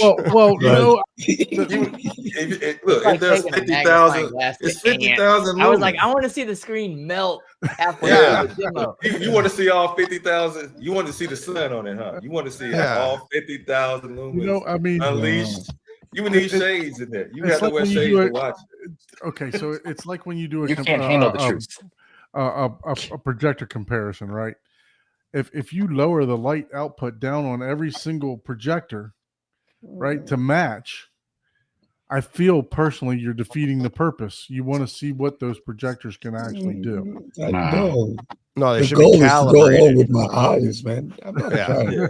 They should be calibrated to their grayscale, and then you'll have their true brightness, and you'll have their contrast ratio. Calibrated, right? Not necessarily, unleashing. Yeah, you don't just go, let's see how bright it can get, because that's like saying, your $30 projector from Amazon could probably get bright, but you can't see anything. Right. Yeah, the detail. Yeah, exactly. It's like, well, is there something on the screen? Well, and look, DJ, I mean, we all know that $400,000, I mean, that projector could have went a lot higher than 300 lumens and still looked phenomenal. That's what I'm trying to get at. Yeah, but what's the point? If you're this impressed at 300 lumens, why do you even want to get to 600? What's the the goal? Yeah. You want meg brightness on there, right? The Meg. I think it would be interesting to do like in a non-trade show environment. Yeah, of To course. just Yeah. show what it looks like, Yeah. because that would be an experience thing. To like, oh, this is what 300, 400, 600 nits on a 200-inch diagonal screen looks like. Right. But that's like when they're trying to showcase it, nah, they're going to do 300-ish because that's the new ECI That's number. the And DCI standard. and that, See, It's that would like- be hard. That's what I think, that projector, like if you had a room where you could do like two 220-inch screens or 200-inch screens, and you would do one, mid-grade or high, $20,000-$30,000 projector to that one, then you would see like, oh yeah, I definitely see the difference here, for the people Yeah, for that sure. are trying to build that full HDR Right. cinema 200-inch. Yeah, I want to see that thing pop, like super pop off the screen. I want to see what it can do, right? Yeah, like, you need to go to Jordan's and just see with that 7,000 on his 100-inch screen. What was it, 800 nits at Wow. full power? Yep. That's crazy. I think he measured 800 nits at full power, 400 at 50%. They made him turn it down to 35% to get to 300-ish nits. I mean, Wow. yeah. Here's a question for DJ and Derek. This is Gen 3. Do you guys know what the difference is from Gen 3 from Gen 1? Like what the difference is in the eclipses? I thought they said it was like the processing and the chips. and I think if you watch, Youthman just released a video where they talked to the guy from Christie, but it's also how they integrated the laser into the light engine into the DLP system. So you're talking about the newest one that they have now? Yeah, Yeah, what's Gen the 3. comparison? versus- Gen 1, Gen 2, Yeah. Gen 3. Yeah. The newest one has the 6 DLP. The That's 6, their- yeah. Yeah. Yeah, but Chips. I think they've been 6 DLP for a while. It was Have last they? Gen 2. I think Oh, the I last didn't gen think was the as well. last gen was, but I thought I could be heard wrong. I'm something not with the shopping processing. for a $500,000 projector Yeah. every day. So just this. I'm looking for a 5 chip on eBay, but Yeah. save a few bucks. So Yeah, how about for you? What me- did you Not how it works, by the way, but okay. For me, it was I call it the science fiction room, right? Because Yeah. I can't afford anything in that room. The cheapest thing in the room was the screen, and it was what, like $15,000. Yeah, exactly. Even the damn lens, the Panamorph was another what, 20,000. $16 to $20,000. Yeah. So, and I think they met all the expectations that they were trying to achieve. Yeah. I don't think any of us here will probably afford that room or get to experience it in our home, anytime soon, maybe if you win the lottery. But, Couldn't fit it in my home. Yeah. Yeah. I You mean, would how have many to people use have it a out. room outside the room I would- for that, and then I the would have chiller? to. Yeah, I would Like, have I'd to. be I would like, be down a bedroom just to, yeah, just to I'm store like, the cooler and the Yeah. power bank. I would be like, Yeah. well, yeah. dang. So, The yeah, whole and neighborhood that's why goes dark, I but love I've got 300 nits. Yeah, and that's why I labeled it the science fiction room, right? It's sci-fi, it's out there for me. It's amazing. That projector was amazing. It's so unfortunate because we're not even talking about the damn speakers in the room. Yeah. Yeah. The damn speakers. And the speakers were also what was the price for? They're like $700,000. Yeah. Yeah. I What mean, a it was. speaker, Well, isn't it? and that's, I mean, most of that's just the 3 halos and the 2 subs. Yeah, Right. $716,000 worth of speakers in the room, and we're talking about the projector. But the halos. I like the concept. I don't think I want to wake up in the middle of the night and those things are staring at me. You guys know I don't even like horror movies, so Man, all I gotta say is, with the Ascendo halos, you better be ready to see God. That's you're wearing the halos. Yeah, I don't think I want to wake up in the middle Catchphrase of the right night there. and see that. Those things, when you first see them, they're friggin' huge. Yeah. I mean, you can't. You see all the pictures on the internet or whatever, and it's like, they do not do them justice. Mm-mm. They're friggin' 6 8-inch drivers with a waveguide that's even bigger. I think the waveguide is like 10 inch. The center speaker is 10-inch. 10, yeah. The waveguide and the center speaker is like 10 inches. So it's just, and I don't know if that's marble, faux marble, or Carbon fiber. Carbon fiber, yeah. Carbon fiber, yeah. But the just the way it looks like it's made out of stone, like a marble. And I mean, look at it. You can look at it. It's half of one of these speaker subwoofer. Yeah, those are 18. Those are 18s. Yeah. So it's those 3/4 of a subwoofer cabinet. So that'll tell you how big it is. Yeah.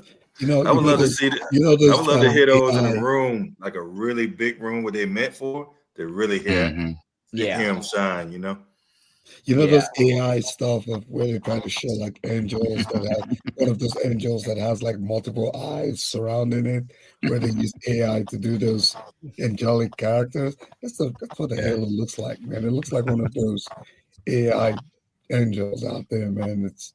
It looks like alien technology. Yeah. There you go, right there. That's what Bobby just said. Yeah. Those halos are alien tech. Yeah. To find out if the carbon is going to be the only finish they bring them in, or if they're going to have kind of the Ascendo standard finish as well. That I don't know. I didn't. I'm paying for that thing. You better give me alien look, man. I'm not paying. One distributor I wasn't able to interview was. Well, yeah, they might be $50,000 less if they come in regular wood. If I pay $60,000, I want it just like that.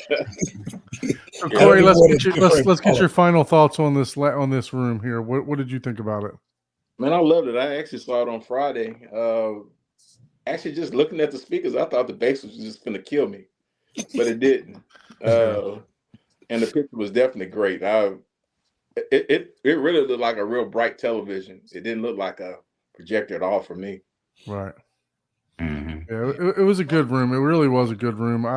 For me, I think, and I hate to even say this, but because I too witnessed Sheldon's room and all the Kansas City tour. I did all the rooms there, and I'm going to bring up what MW says here. Let me see if I can find it. He said, what can you do with 2 64s that you can't do with one, right? So I mean, I think twice as much. Yeah, so there's still room modes. I mean, you just have to do the math. I mean, no matter how. So you got to think about it. A 12-inch subwoofer can produce, 10 hertz at a volume you can't hear. But you would never say, "Oh, I only need one 12-inch subwoofer." But relative, and you debate whether you can or can't hear, the frequency regardless. But the size is for the dB and the efficiency, right? For the lower frequencies. That's what gives those advantages.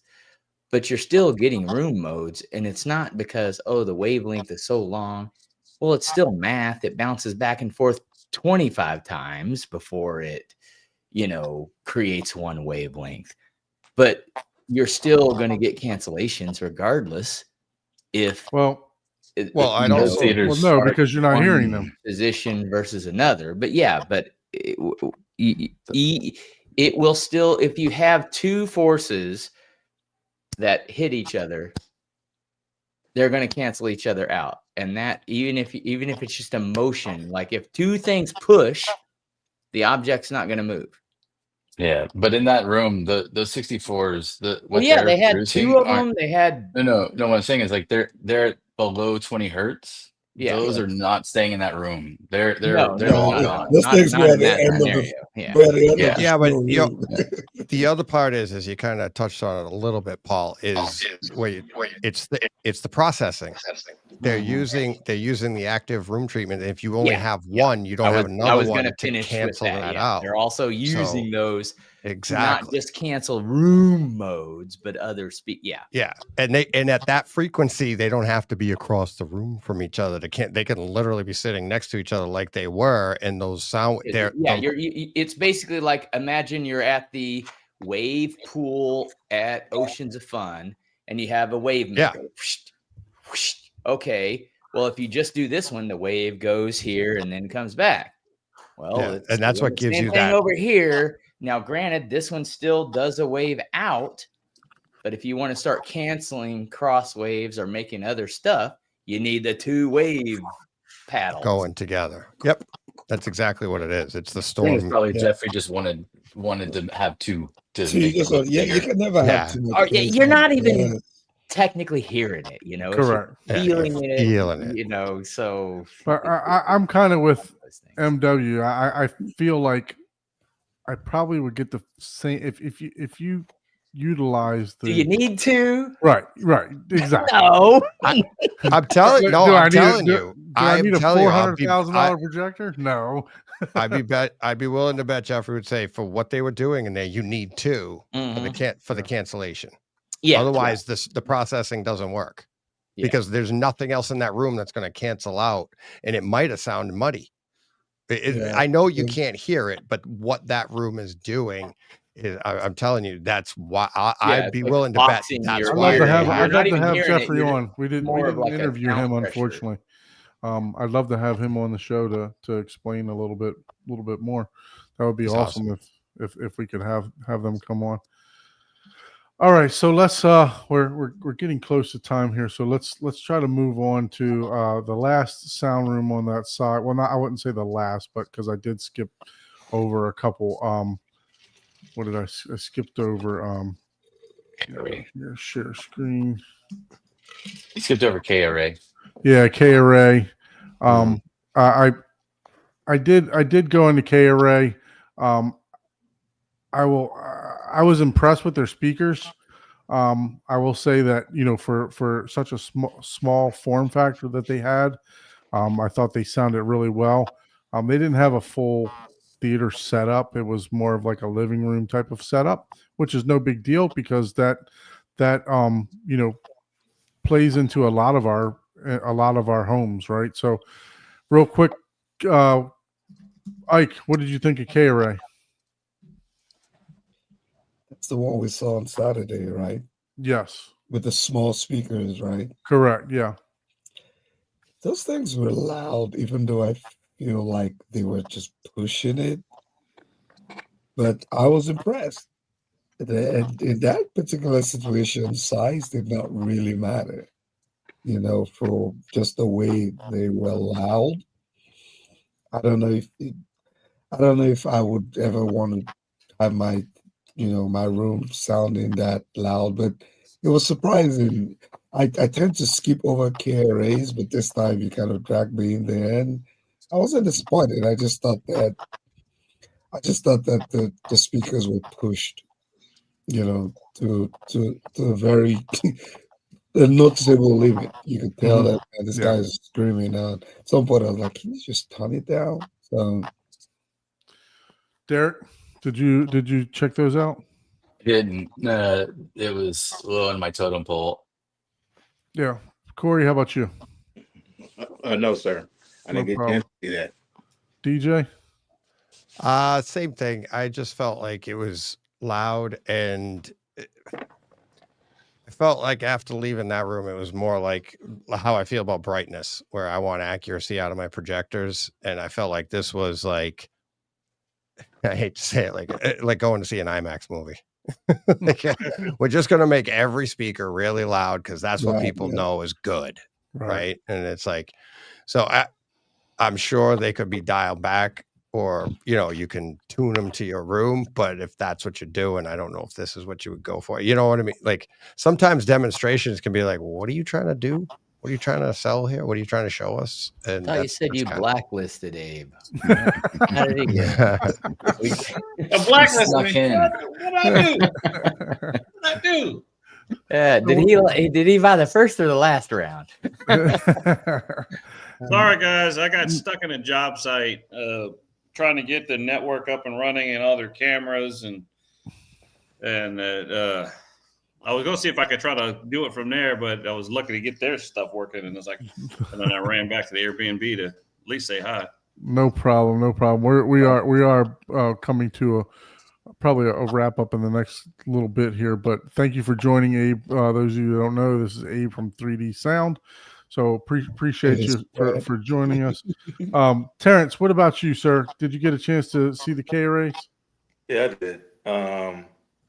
I thought they were impressive for the application that their target audience for what they were going for, which is all outside, backyard, for that luxury sound. And like when they showed off the Anaconda, I was in there like, why they stepping and almost tripping over this big power cable or whatever in the middle of the floor, trying to find out it's a speaker that you run it up along the tree to give you that 360 sound or whatnot. So even when we got into their theater application room, that was meant to be outside as well with the big 21-inch, and then they had other subs, another room in there.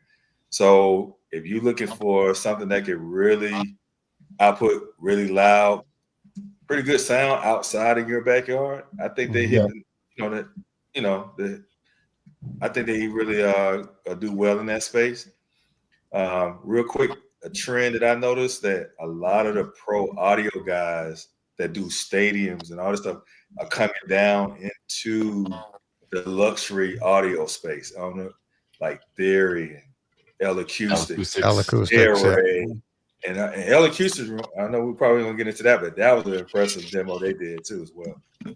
I heard it was good, but I personally didn't get a chance to hear that one. So, all right, well let's move on to the last on that side. Well, actually, let's take care of Anthony because he also wanted us just to go around the room. Assume your own. Which one would you do? That 9,000 or 7,000. Yeah. No, NZ 900 or QL 7000. Yeah. And sorry, NZ 900 or 7,000. Epson or JVC. That's what he's asking. Yeah. Just no, the specific ones, right? Specific models. Yeah. In your room. So we'll start off with you, Terrence. To be honest with you, I have a 160 scope. I need that brightness. So after seeing the demo, I'm more so a QL 3000 range. I really don't need that much horsepower for my screen.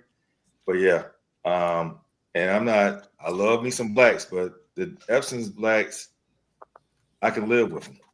And I will throw this caveat out there. Somebody, or I can probably, like Grimani did with his Christie, I can get someone to make me modify a high contrast lens to go to that QL, and with that amount of horsepower backing it up, I think I'd be straight. So yeah, with the 7,000 especially. I was just gonna say with Terrence, I agree. So there's like a company in Germany called Avitech or Avitech, and they make high contrast covers for lenses, and I think they're working on one for the QL lenses or certain ones because there's so many. But I would love if Epson would work on their own. I think you're right though about the 3000. Don't sleep on the 3000. That is a 6,000 lumens for most rooms is probably sufficient when you dial it back to do the calibration and all that stuff. The 7,000 with the 10,000, it can be tricky. Like if you have a micro perf or especially anything other than an ultra perf. I personally see the perf a lot easier in general than other people seem to do. Like it looks like film grain, but I just, even on that NZ 900 with the Stewart screen, I see it and all the time. But I would go probably with the 3000, but of the two, the 7,000 for sure. The dynamic contrast or the anti-contrast inner scene is sufficient for me for most stuff. Yeah, I'm sure in those specific scenes where it's super dark, I would miss it. But overall, I think I would like the other piece of it, especially as I have a 165-inch screen that's negative gain. Yeah. So what about you, DJ? What are your thoughts? I'm going with the JVC. I want that black level. I want that detail. I don't want I'm watching, like I said before, 90% of the time, if not more. I'm watching movies, and I'm not. When was the last time I went to the movies and had something that bright at a movie theater? And I'm trying to duplicate the movie theater experience. With the JVC, you're getting that all day long, and you are getting some good brightness out of that too. You're not getting the same, but I mean, I'm going to be topping out at probably 150 inch, and I'm looking right around that ballpark anyways. So there is and I've talked to a lot of people that are like that. I've talked to people that they don't want brightness in their projectors because they're trying to duplicate that exact same thing. Yeah. The movie theater experience. So that's the way I would go.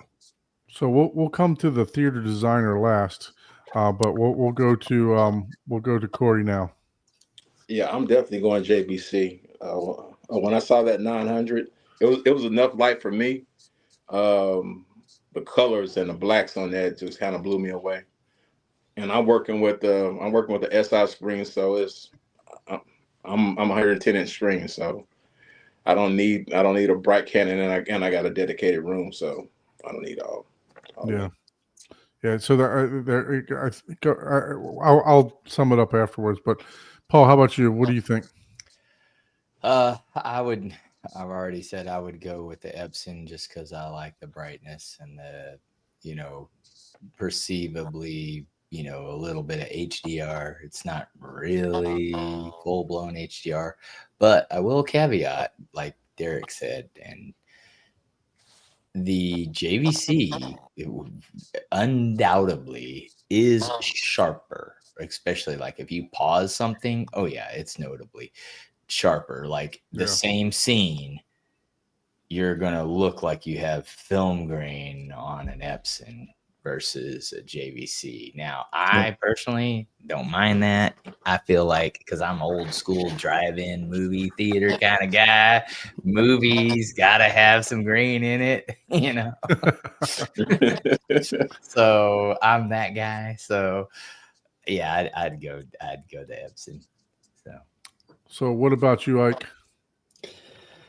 Look, with the types of movies that I watch, I don't really, you guys know me, man. I'm always watching movies from the 60s or 70s or some type of movie that was shot in 1929. But in my room, wow. With sports, I watch a lot of sports. The Epson would be, if you gave me the Epson, I would take the Epson because that brightness. So you're not going to take the JVC? No, you gotta choose, man. I'll take the Epson because I want. Say, hey, which one would you? Because look, I can literally just turn that thing on in the afternoon and not worry about closing my damn window blinds and watch soccer on a Saturday morning and not make it look like I'm watching a movie at night. Right. So, given that use case, yeah, but I think I would always want to look. The JVCs are just good, man. So it's gonna be. I'll go to Epson. All right, so I'll go and then we'll go to the theater designer, Mr. Abe. So, is that good or bad? I think you used the exact word use case here. Right. So I really believe that there's a use case for both. We had mentioned that though. I truly do. And Bobby Digital, he even makes mention here, when you go with a bigger screen, I think you need the Epson. Right. But if you're at 120 inch screen, if you're 100 inch screen, like some of you mentioned, I would go with the JVC. If I'm going 160 or above, I'm going with the Epson. So, Anthony, for me, it depends on the size of your screen. It really does. I don't know if you mentioned it earlier and what size you There's were a one, going with. like 150, Hey. 160. You Yeah, must go so even bigger. so if Man, you want to just go with the bigger, I would cheaper go with one, man. Epson. The one you got a good deal with, man. I would truly go Epson if you're going to go with that big. Just Man, you know. you need to get your dealers, set up for Epson so you can sell them one, man, and that way you could just Well, like I lucky sell both. for me, I did make that contact, and I'm in the process of doing that. Hint, I hint, know, wink, man. wink. Well, and I will Um, say too, like you could almost, I mean, the NZ800's 600 lumens less. You could do an NZ800 and a QL3000 both for Yeah, almost the price of either of yeah, these, yeah, yeah. and, Yeah. and have the best of both worlds, like And have Jonathan best of does. both worlds, sports and Yeah, movies. but I'm Yeah. but Not it won't work for you, Paul, because your room. Yeah, that's the thing. It's like, well, at that Yeah. point, it's like, I would almost just stick with an older bulb projector or something. But to get a big improvement, the 7000 Yeah. would be, man, Yeah. it's money, So Abe, were you able to check out these projectors while you were there? Briefly, I saw the JVC and I went by in the Epson booth, but didn't dive into it too much. But I'm familiar with it. But yeah, I didn't get to see their full demo at the show. The Epson. Okay. So Epson was in the Crics. By the way, the Epson was also in the Crics booth. I just remembered that they were. Yeah, were I think I saw it they were in there, the Crics but I booth. didn't. Yeah, I didn't see it because they were like across from Nick right next to Steinway, right? Weren't they in the booth right next to it? Yeah, they had the room next for the Right. comparison. Yeah, that was yes. their comparison room. Yeah. Yeah. My feeling between the two is I kind of like the JVC. I mean, that's a native, that's a 3-chip DLA, native 4096 by 2160.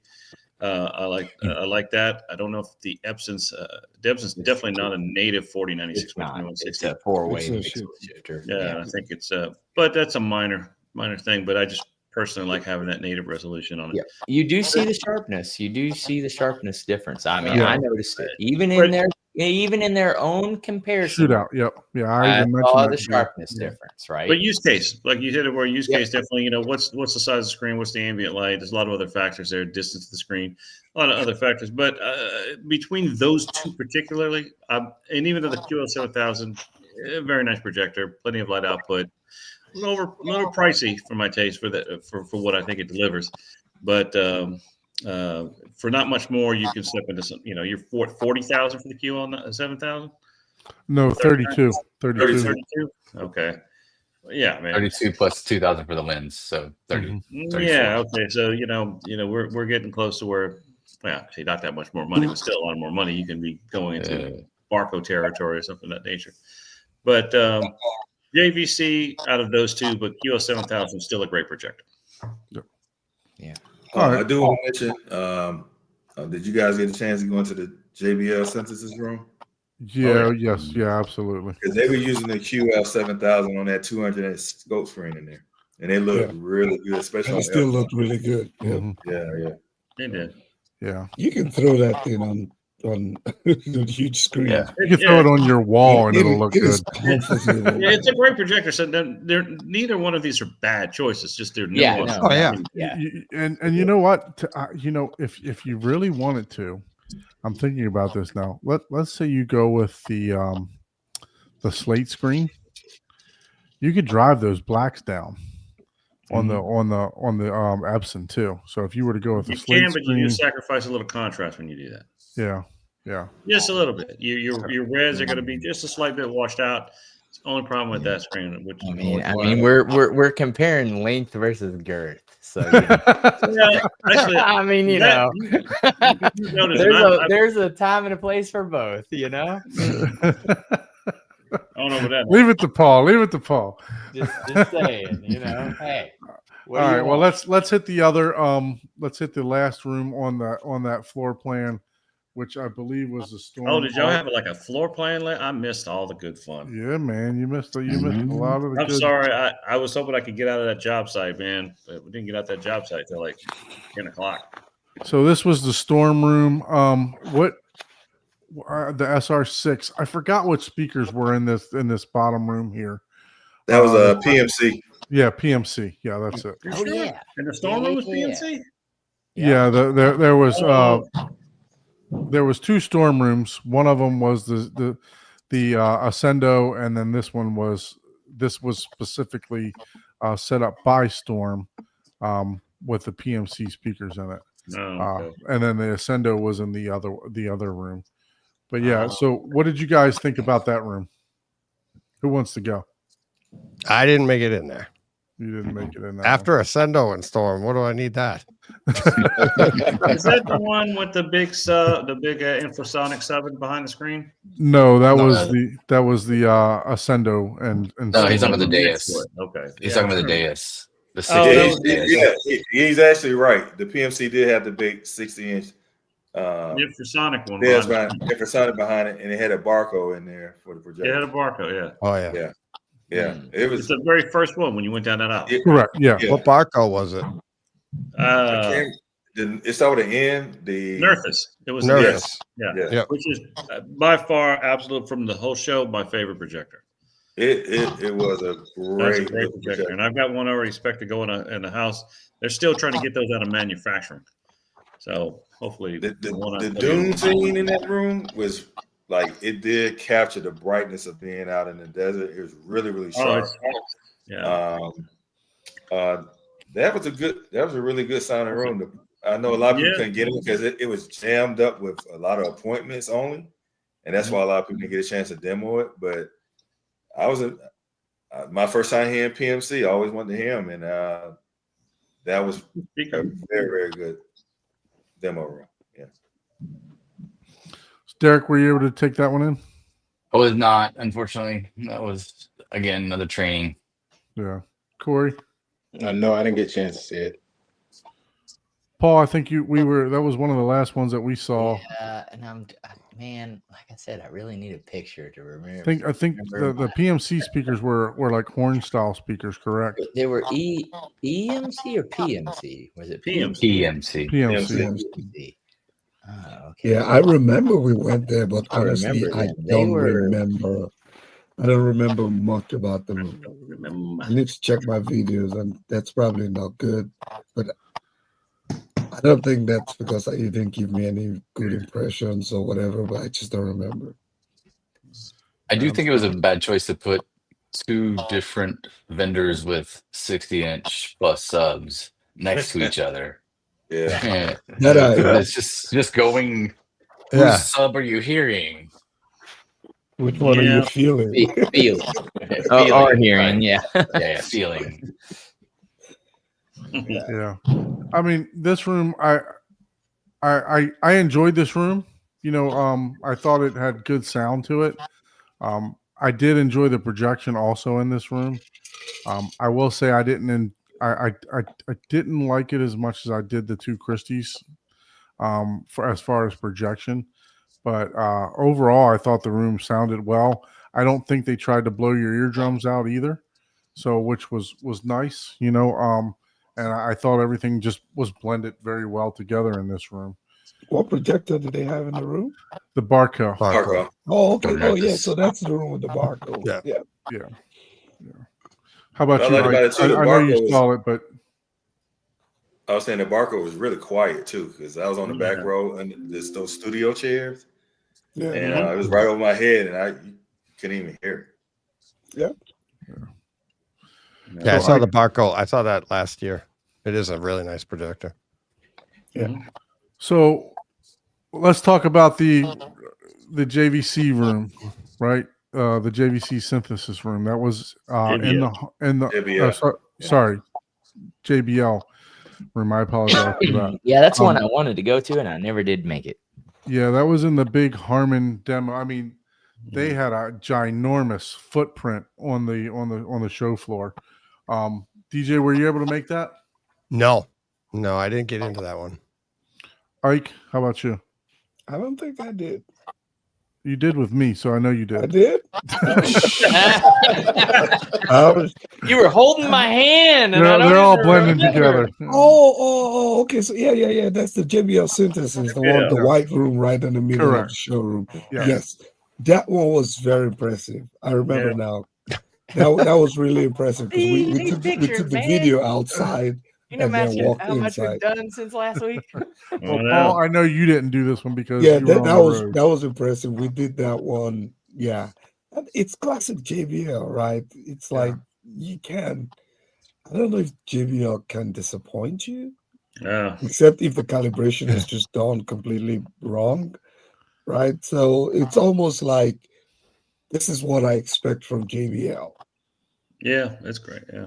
You know, it's classic for me, you know. Yeah. So And that's a lot of them, right? You know, you're just like that's the thing. So a lot of this is, you know, $1.3 million is an amazing theater, but I remember the $100. no, I don't. Yeah, that's what he remembers. Oh gosh, That's man, funny. too funny. I like it. Thank you for that laugh, MW. Yeah. Yeah. So, how about you, Derek or Corey? Were you able to make it into the JBL rooms? No, I stood in line and then had to bounce right before I got in. So Actually, no, I didn't make it. Terrence? Yeah, I made it. Like I said, the QL 7000 and Lumigen in there for the processor, and like I said, it's classic JBL. I mean, it was a nice sounding room, but I would put the other ones. They had a better showing than JBL as far as their sound, in my opinion. So, Mr. Abe told me that I had to go listen to this one, and I'll be honest with you, I hadn't heard a JBL synthesis room before, and I was really impressed with it. I will say that I thought everything blended really well together.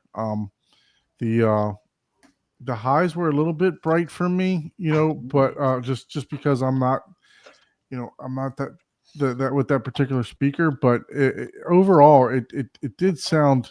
Yeah, there you go. Like it did sound very good. It presented itself well, like you said, with the 7000. It really did well. And Abe, I know you were a fan of it because obviously you drove me to that. So what were your thoughts of it? Well, I thought it was good. I mean, given these guys have to rush to get these rooms set up for the show, I thought they did a good job with calibrating it, and it sounded good.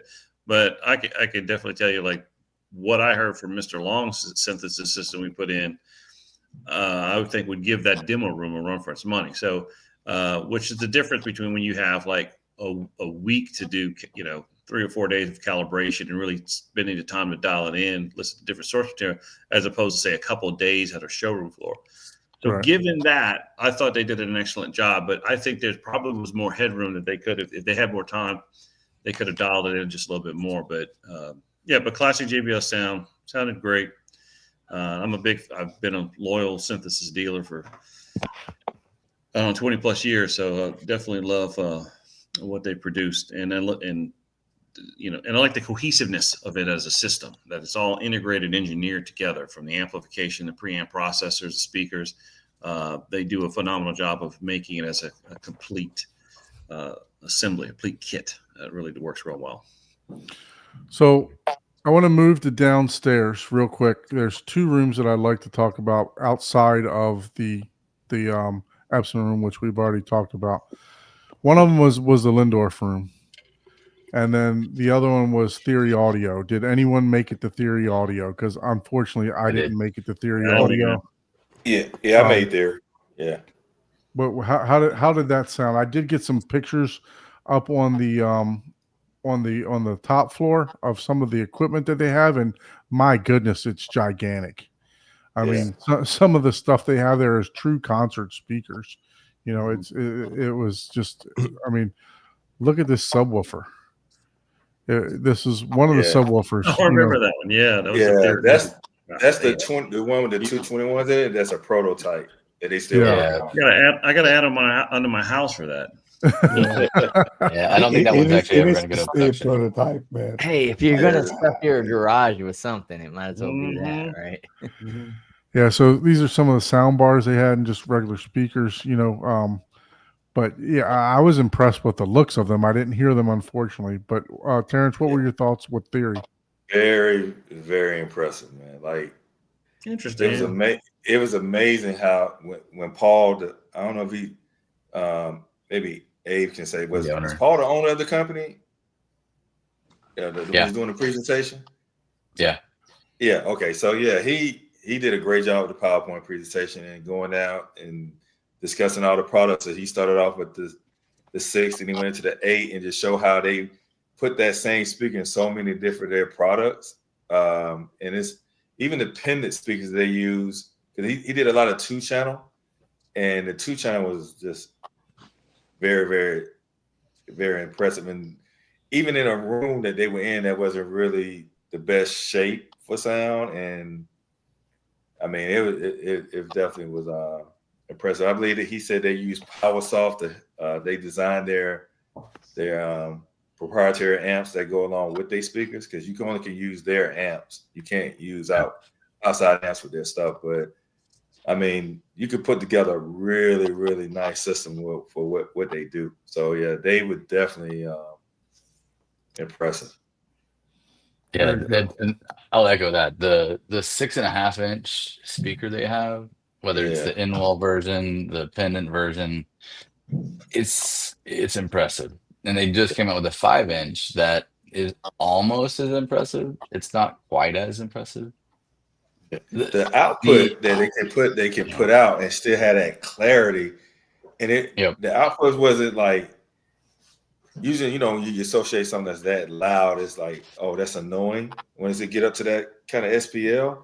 But it was even at that the loudness that they were playing at was still really smooth and just clear. It's so crystal clear. Yeah. Some people have commented they felt it was a little bright. I didn't have a problem with that. It wasn't bright in my opinion, and it's a bad room. I mean, it's a half cube, but I've also been able to hear the main theories at in an actual theater, and it's good stuff. And the Pro Audio version I've heard as well. They're impressive. I don't know if the price, like I don't know the exact pricing, so that's I know MW mentioned in the comments that it's kind of Level Acoustics kind of pricing. I haven't seen a comparison between them, so I don't know like if you had one side in the same room what they would sound like, but I think it'd be a great speaker, especially for like distributed home audio, especially for that. Yeah, I'm disappointed that I didn't get to see that. I really wanted to make time to see them, but that would have been the first time I would have heard them. But yeah, I'm definitely going to make a beeline to them next time I go anywhere that they're showcasing. So just go to DFW and see Taylor. Yeah, that's true. That's true.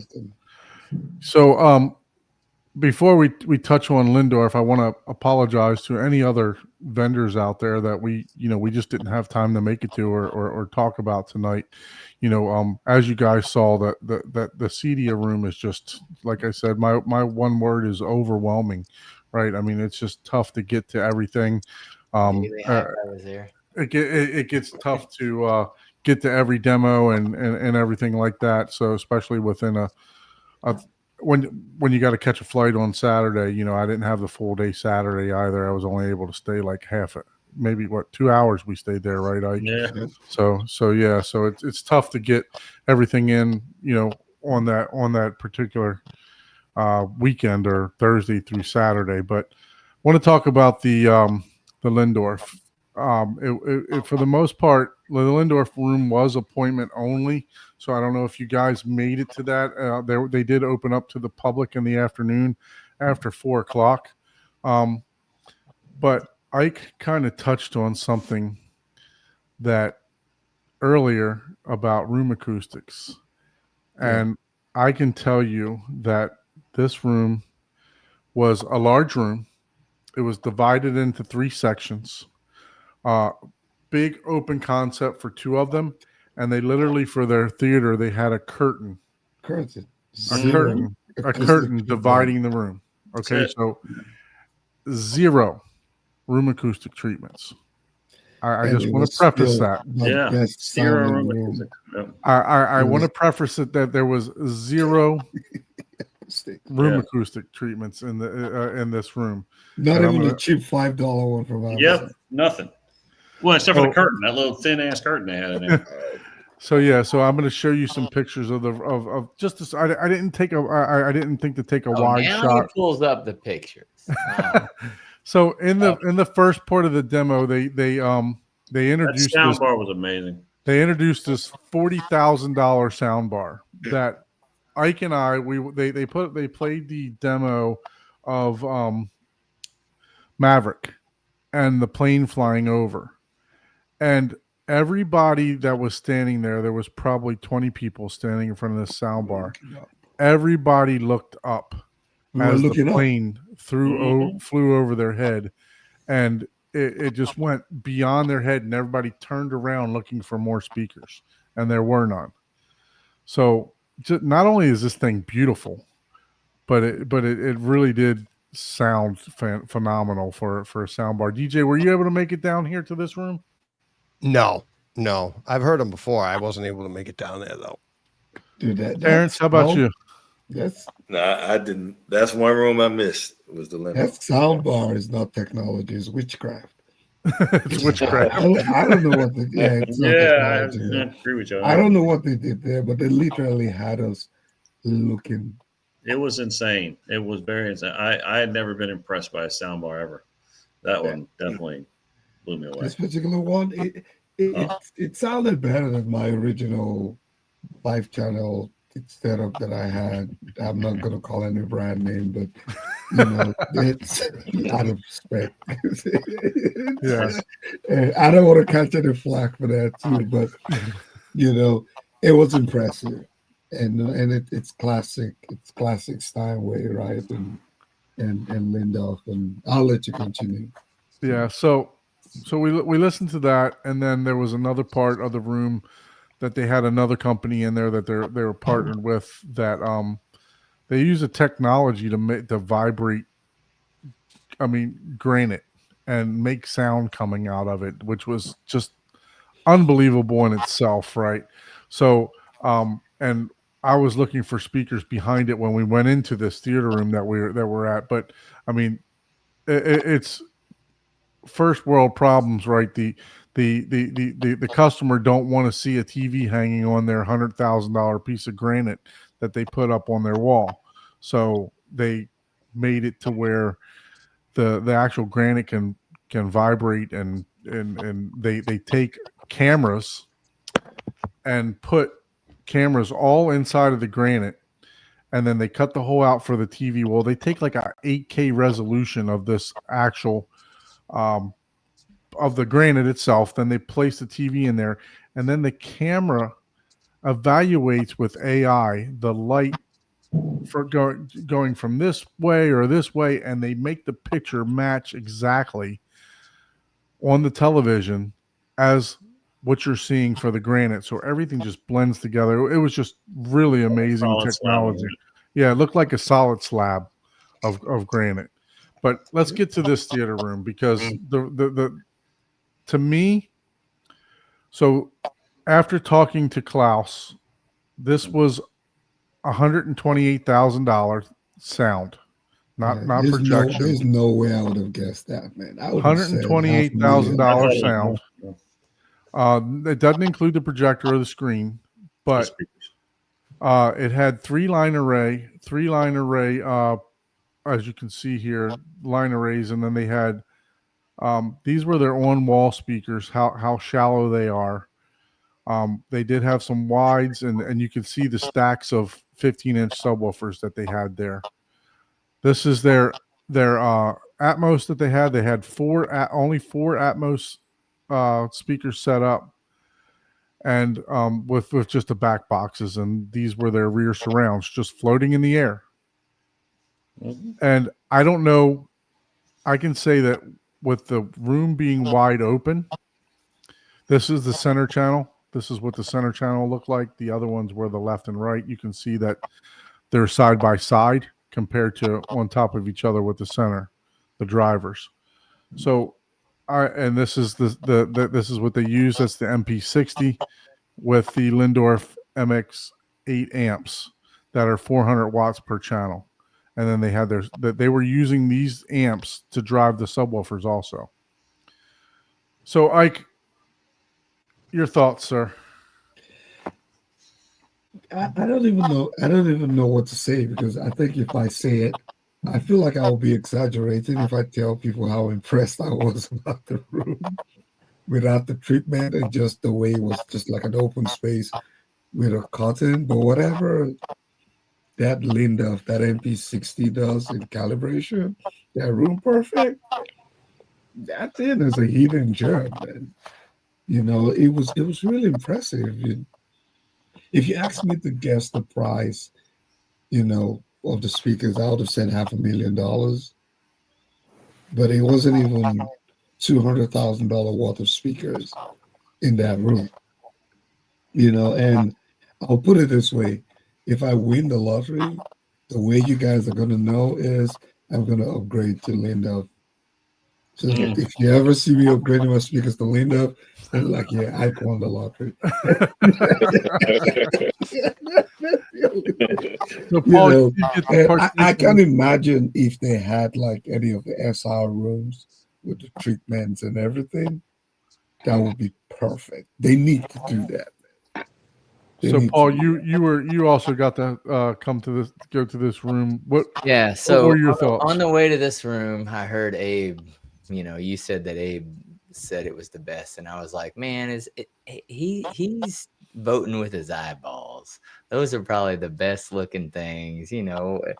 I'll judge it when I get there, and because whenever you're around millions of dollars of things, you get persuasive. But after I was there, I leaned over to Don and I was like, well, God damn it. I guess I can trust Abe. I was like, yeah, this one's the best sounding room. And it wasn't, I will say this, that room, it wasn't for bass heads. They'd probably like, this room sucks.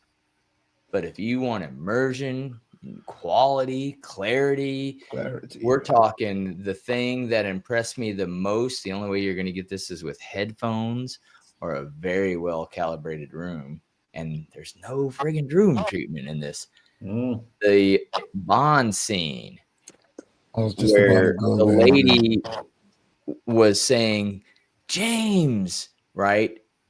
If you have a good enough sound system, that sounds like you're in a giant cave, because they want her in that scene to make it feel like she's alone and vulnerable, right? And then the more James starts speaking, gets closer and more closed in, right?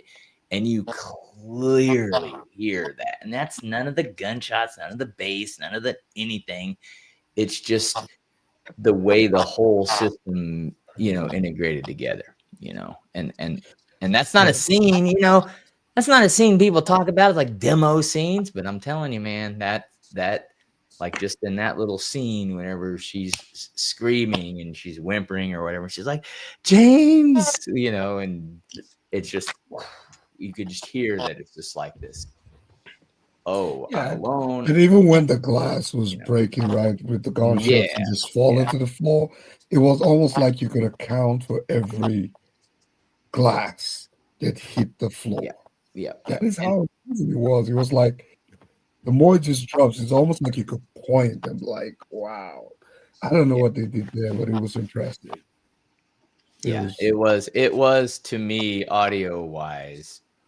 I mean, their projector setup relative sucked. Like, it was washed out. I don't think were it not was there calibrated, but it did justice. Yeah, I mean, they left the lights on when they showed the demo. Yeah, exactly. And that's probably, that's probably what it was. If you noticed, they had the lights on whenever they didn't even trying to show our projector or whatever. Right. Trying to get you to, hey, here's what's happening, and this is the audio. So, like you said, $127,000, and whenever you say it wasn't, that was for the entire system. audio wise. That wasn't just the speakers. That was the amps, all processor, the everything. all the speakers, all the. So if you were Subwoofer. like, hey, I'm installing all my speakers and wiring and blah blah blah and cutting the holes in my drywall, $127,000. You got a system that I thought was better than any one of them on the showroom floor. So, Abe, what were your thoughts? I absolutely loved it, and it was the first time in a while that I heard something that just got to me. I was like, "This is perfect." I really enjoyed what I heard. The depth, the clarity, and like I said, the immersion of it. Like that scene you talked about, Paul, where she's in the car and they're firing on them, and all the bad guys firing, and she's playing with them. It was so well done and so well crafted. I mean, you really felt you were sucked into that thing. I mean, like you weren't here, you were lost. You definitely could fall lost into the movie without sitting there concentrating on the speakers, or what they're sounding like. I was super impressed. And as much as I love JBL synthesis, that one that got to me. I was like, yeah, this is awesome. And so, we're working on a theater now where I think I'm going to put something like that system in. I don't know if we're going to do that as big as what they did there, but I have to give kudos to Adam Pels, who's the guy who calibrated that system for them, who's one of probably the best guys out there for audio calibration.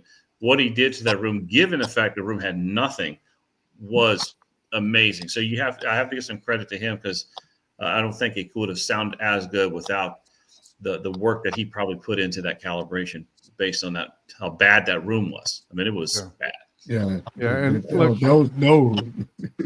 I've told you guys that, I own an MP60, so I didn't want to go first on this, right? I mean, obviously I made the build up here, but I own the MP60, and I tell you that I have no room treatments right now, and I'm happy with the sound that I have.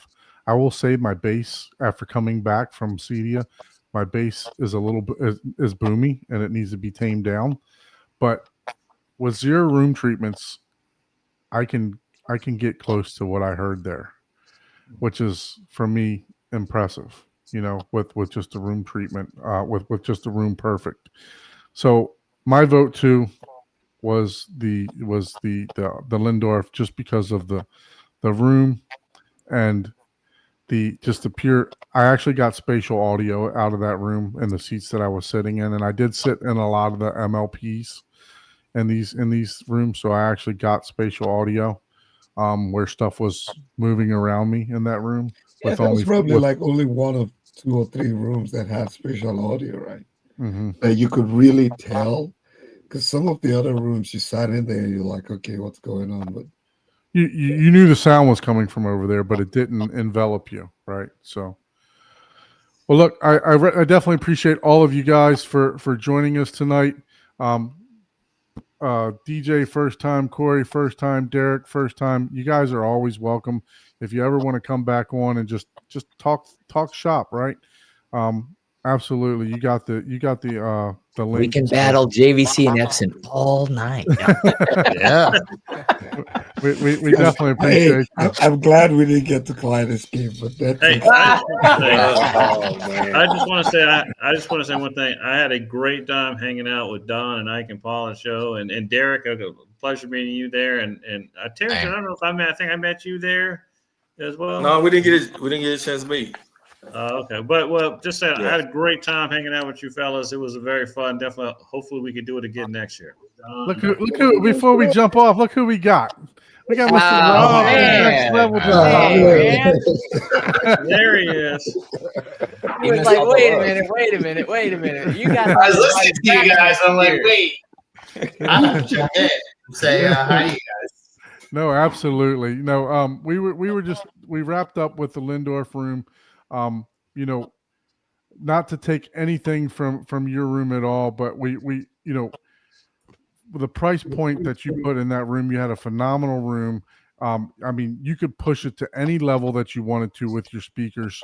I just felt that we got a little bit more immersion in the Lindorf room.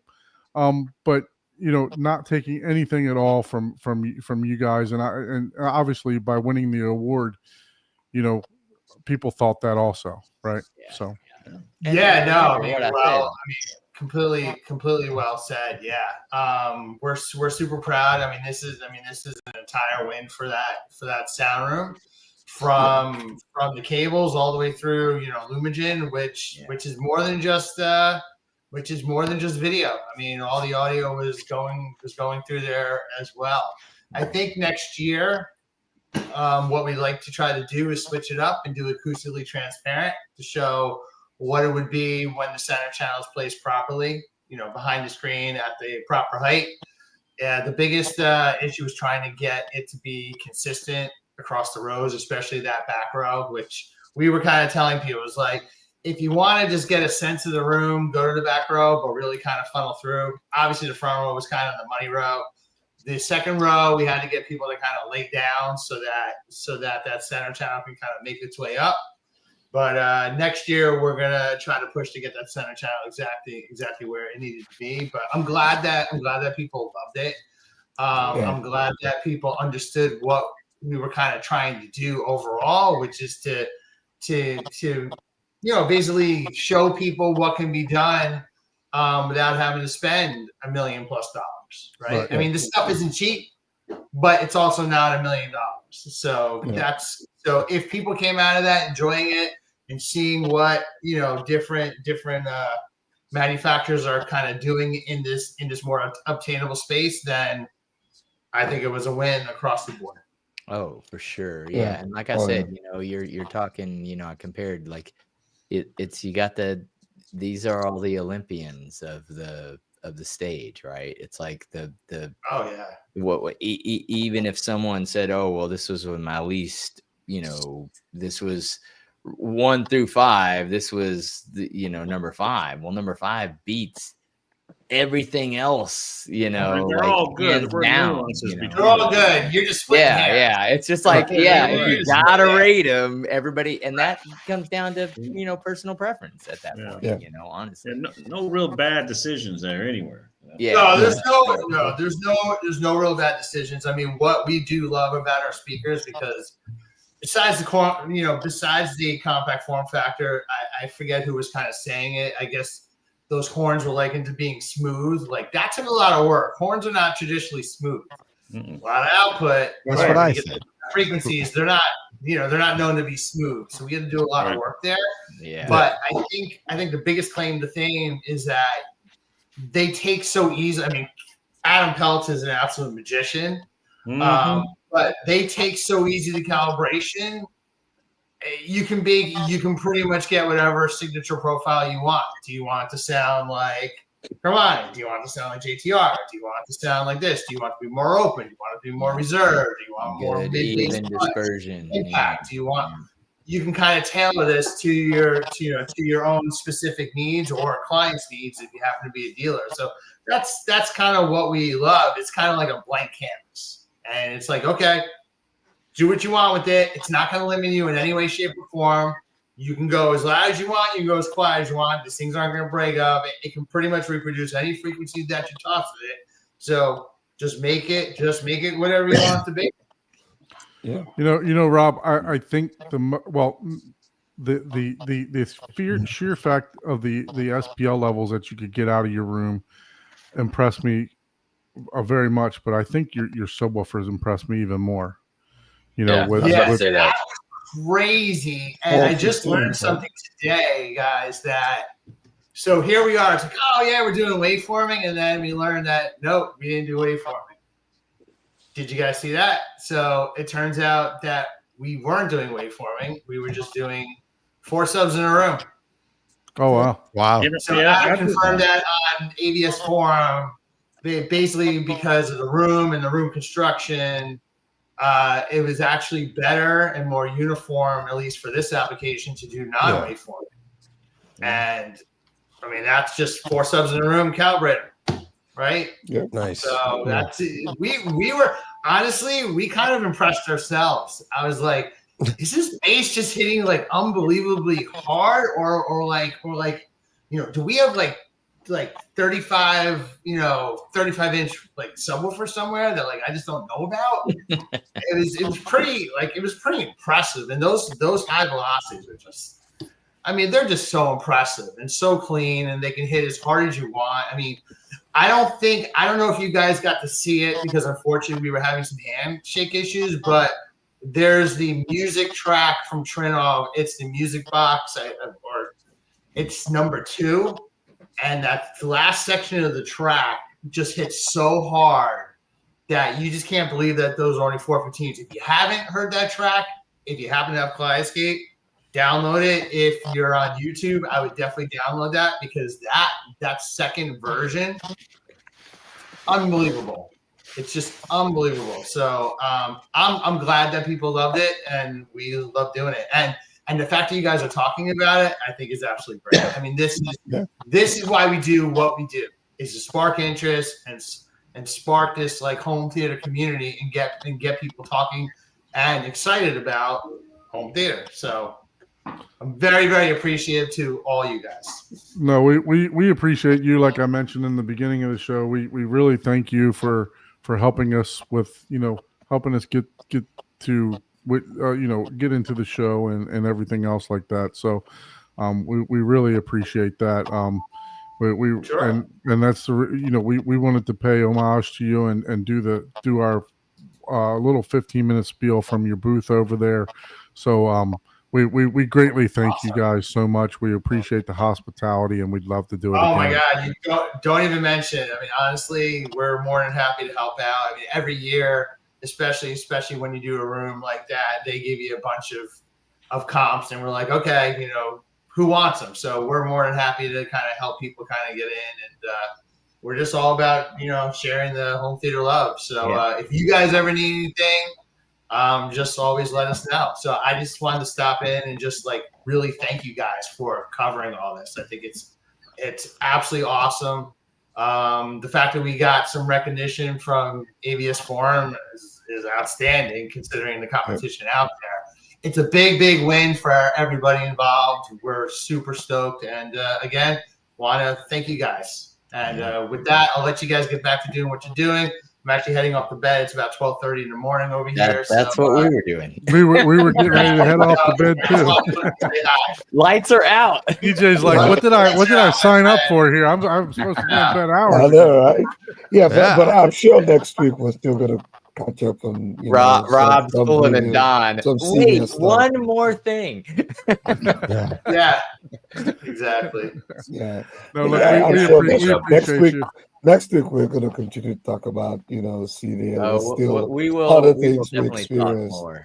Yeah. And Next maybe week we'll still. maybe we can finally get to edit our videos, man. I haven't even. I'm waiting to see those. I'm relying on all your reviews. So I can't wait to see all those too. And DJ, we gotta set up a time, my friend, because I know. We got to get you over here. Yeah. Not. We were thinking about tomorrow, but that ain't gonna work. So probably next. That ain't gonna work tomorrow. Yeah. So we'll do that. We'll probably do next. Now that we kept them up to 12:25. Exactly. Yeah. I'm all right, guys. I appreciate your time. Hey, Rob, this is the last time I'm on your show, guys. Thank you, everyone. Appreciate it. Look, DJ, thanks again for joining. First time. I appreciate you hanging out. Thanks for having me. Look, I'm a big fan of your show. As I mentioned to you, as soon as you walked on the bus, I yelled out, to take or something like that, right? So I thoroughly enjoy your show. I don't, like Steve asked in the comments or asked on your show, do I watch it on the regular as like on the live? And most of the time I'm taking my son to speech at the time that you're on there. So I do watch a lot on the replay. Saturday I work another job and I load my truck and trailer, so I listen to your show and spend a lot of money on Saturday listening to your show because Steve and you guys are recommending fantastic movies. So those of you that I'm sure Brightside Home Theater, but if you don't, make sure you go out there and you go to his podcast and listen to it. I love takeover Tuesday shows, when you get down and personal with everybody. I know you're not doing as many of those right now, but they're coming back. But yeah, hopefully they will come back. So but yeah, you got a fantastic podcast over there. So those of you that don't listen to Brightside Home Theater, make sure you go over and check him out. He streams it live on Tuesday afternoons. What time, DJ? 4 p.m. Eastern. 4 p.m. Eastern on YouTube. Yep. And then where can they catch you for all your replays? YouTube channel Brightside Home Theater, and mostly it's been a podcast, so audio only comes out on Fridays. It's basically the live show, and then the Tuesdays Takeover Tuesdays come out on Tuesdays when they start dropping again. So those are audio only. So that just, that way when we get people on, it's like, because I'll have listeners on, I'll have like experts in the business on and stuff like that. And, keeping it level, because some listeners don't want to come on, they're shy and stuff, but everybody wants to talk home theater. So we have like everybody from the full spectrum, listeners all the way to experts. So a lot of fun. Thanks. Well, we definitely appreciate you joining us, Corey. It was a pleasure meeting you at CEDIA. We really appreciated you stopping us and having a couple drinks with us. Derek, we didn't get to spend as much time as we would have liked to, but definitely appreciate, reaching out and trying to coordinate with us. Abe, thank you so much for the hospitality, for some appetizers and inviting us up to the rooftop bar. Thank you so much. And Terrence, we ran into you also. Thank you guys so much for all the support for the show. We really appreciate it. Ike and Paul, you got anything to add to that? No, we're looking forward to having Corey back on the show so you can show us your home theater. So, no, we'll try not to keep you up till midnight. I was going to say, I have lots to say, but it's late. Yeah. So. And, I think also, just for today, we covered the sound rooms, right? I'm sure next week we're going to talk about other cool stuff we saw. I know Paul saw some tech stuff, the new Matt VRs that came out, and just different. You did some acoustic from star ceilings. I visited the Yamaha booth. I know you. The Yamaha booth. So there's plenty of amazing individual things that we'll talk about, next week and other weeks. And hopefully we can also get to editing videos as much as I hate doing that. But we'll pick back up. This is just day one. We also need guests for the show, right? So we need some. I don't think we have anybody lined up for a home theater tour. Maybe we can get Corey lined up for that pretty soon. But if you would like to be a guest on the show, please send us an email to hometheaterhublive@gmail.com. And then all that usual YouTube stuff, like, share, subscribe to all of our channels that you see here. DJ, Brews and Views, Easy HC Tech, and Horizon Home Theater. We really appreciate all of you guys for joining, and thank you so much for the support to those of you that we've seen out there at CEDIA. It was very humbling, so thank you so much. For sure. All right, we'll see you next week. Thank you, guys. Thanks, guys. If you guys want to hang on to the green room.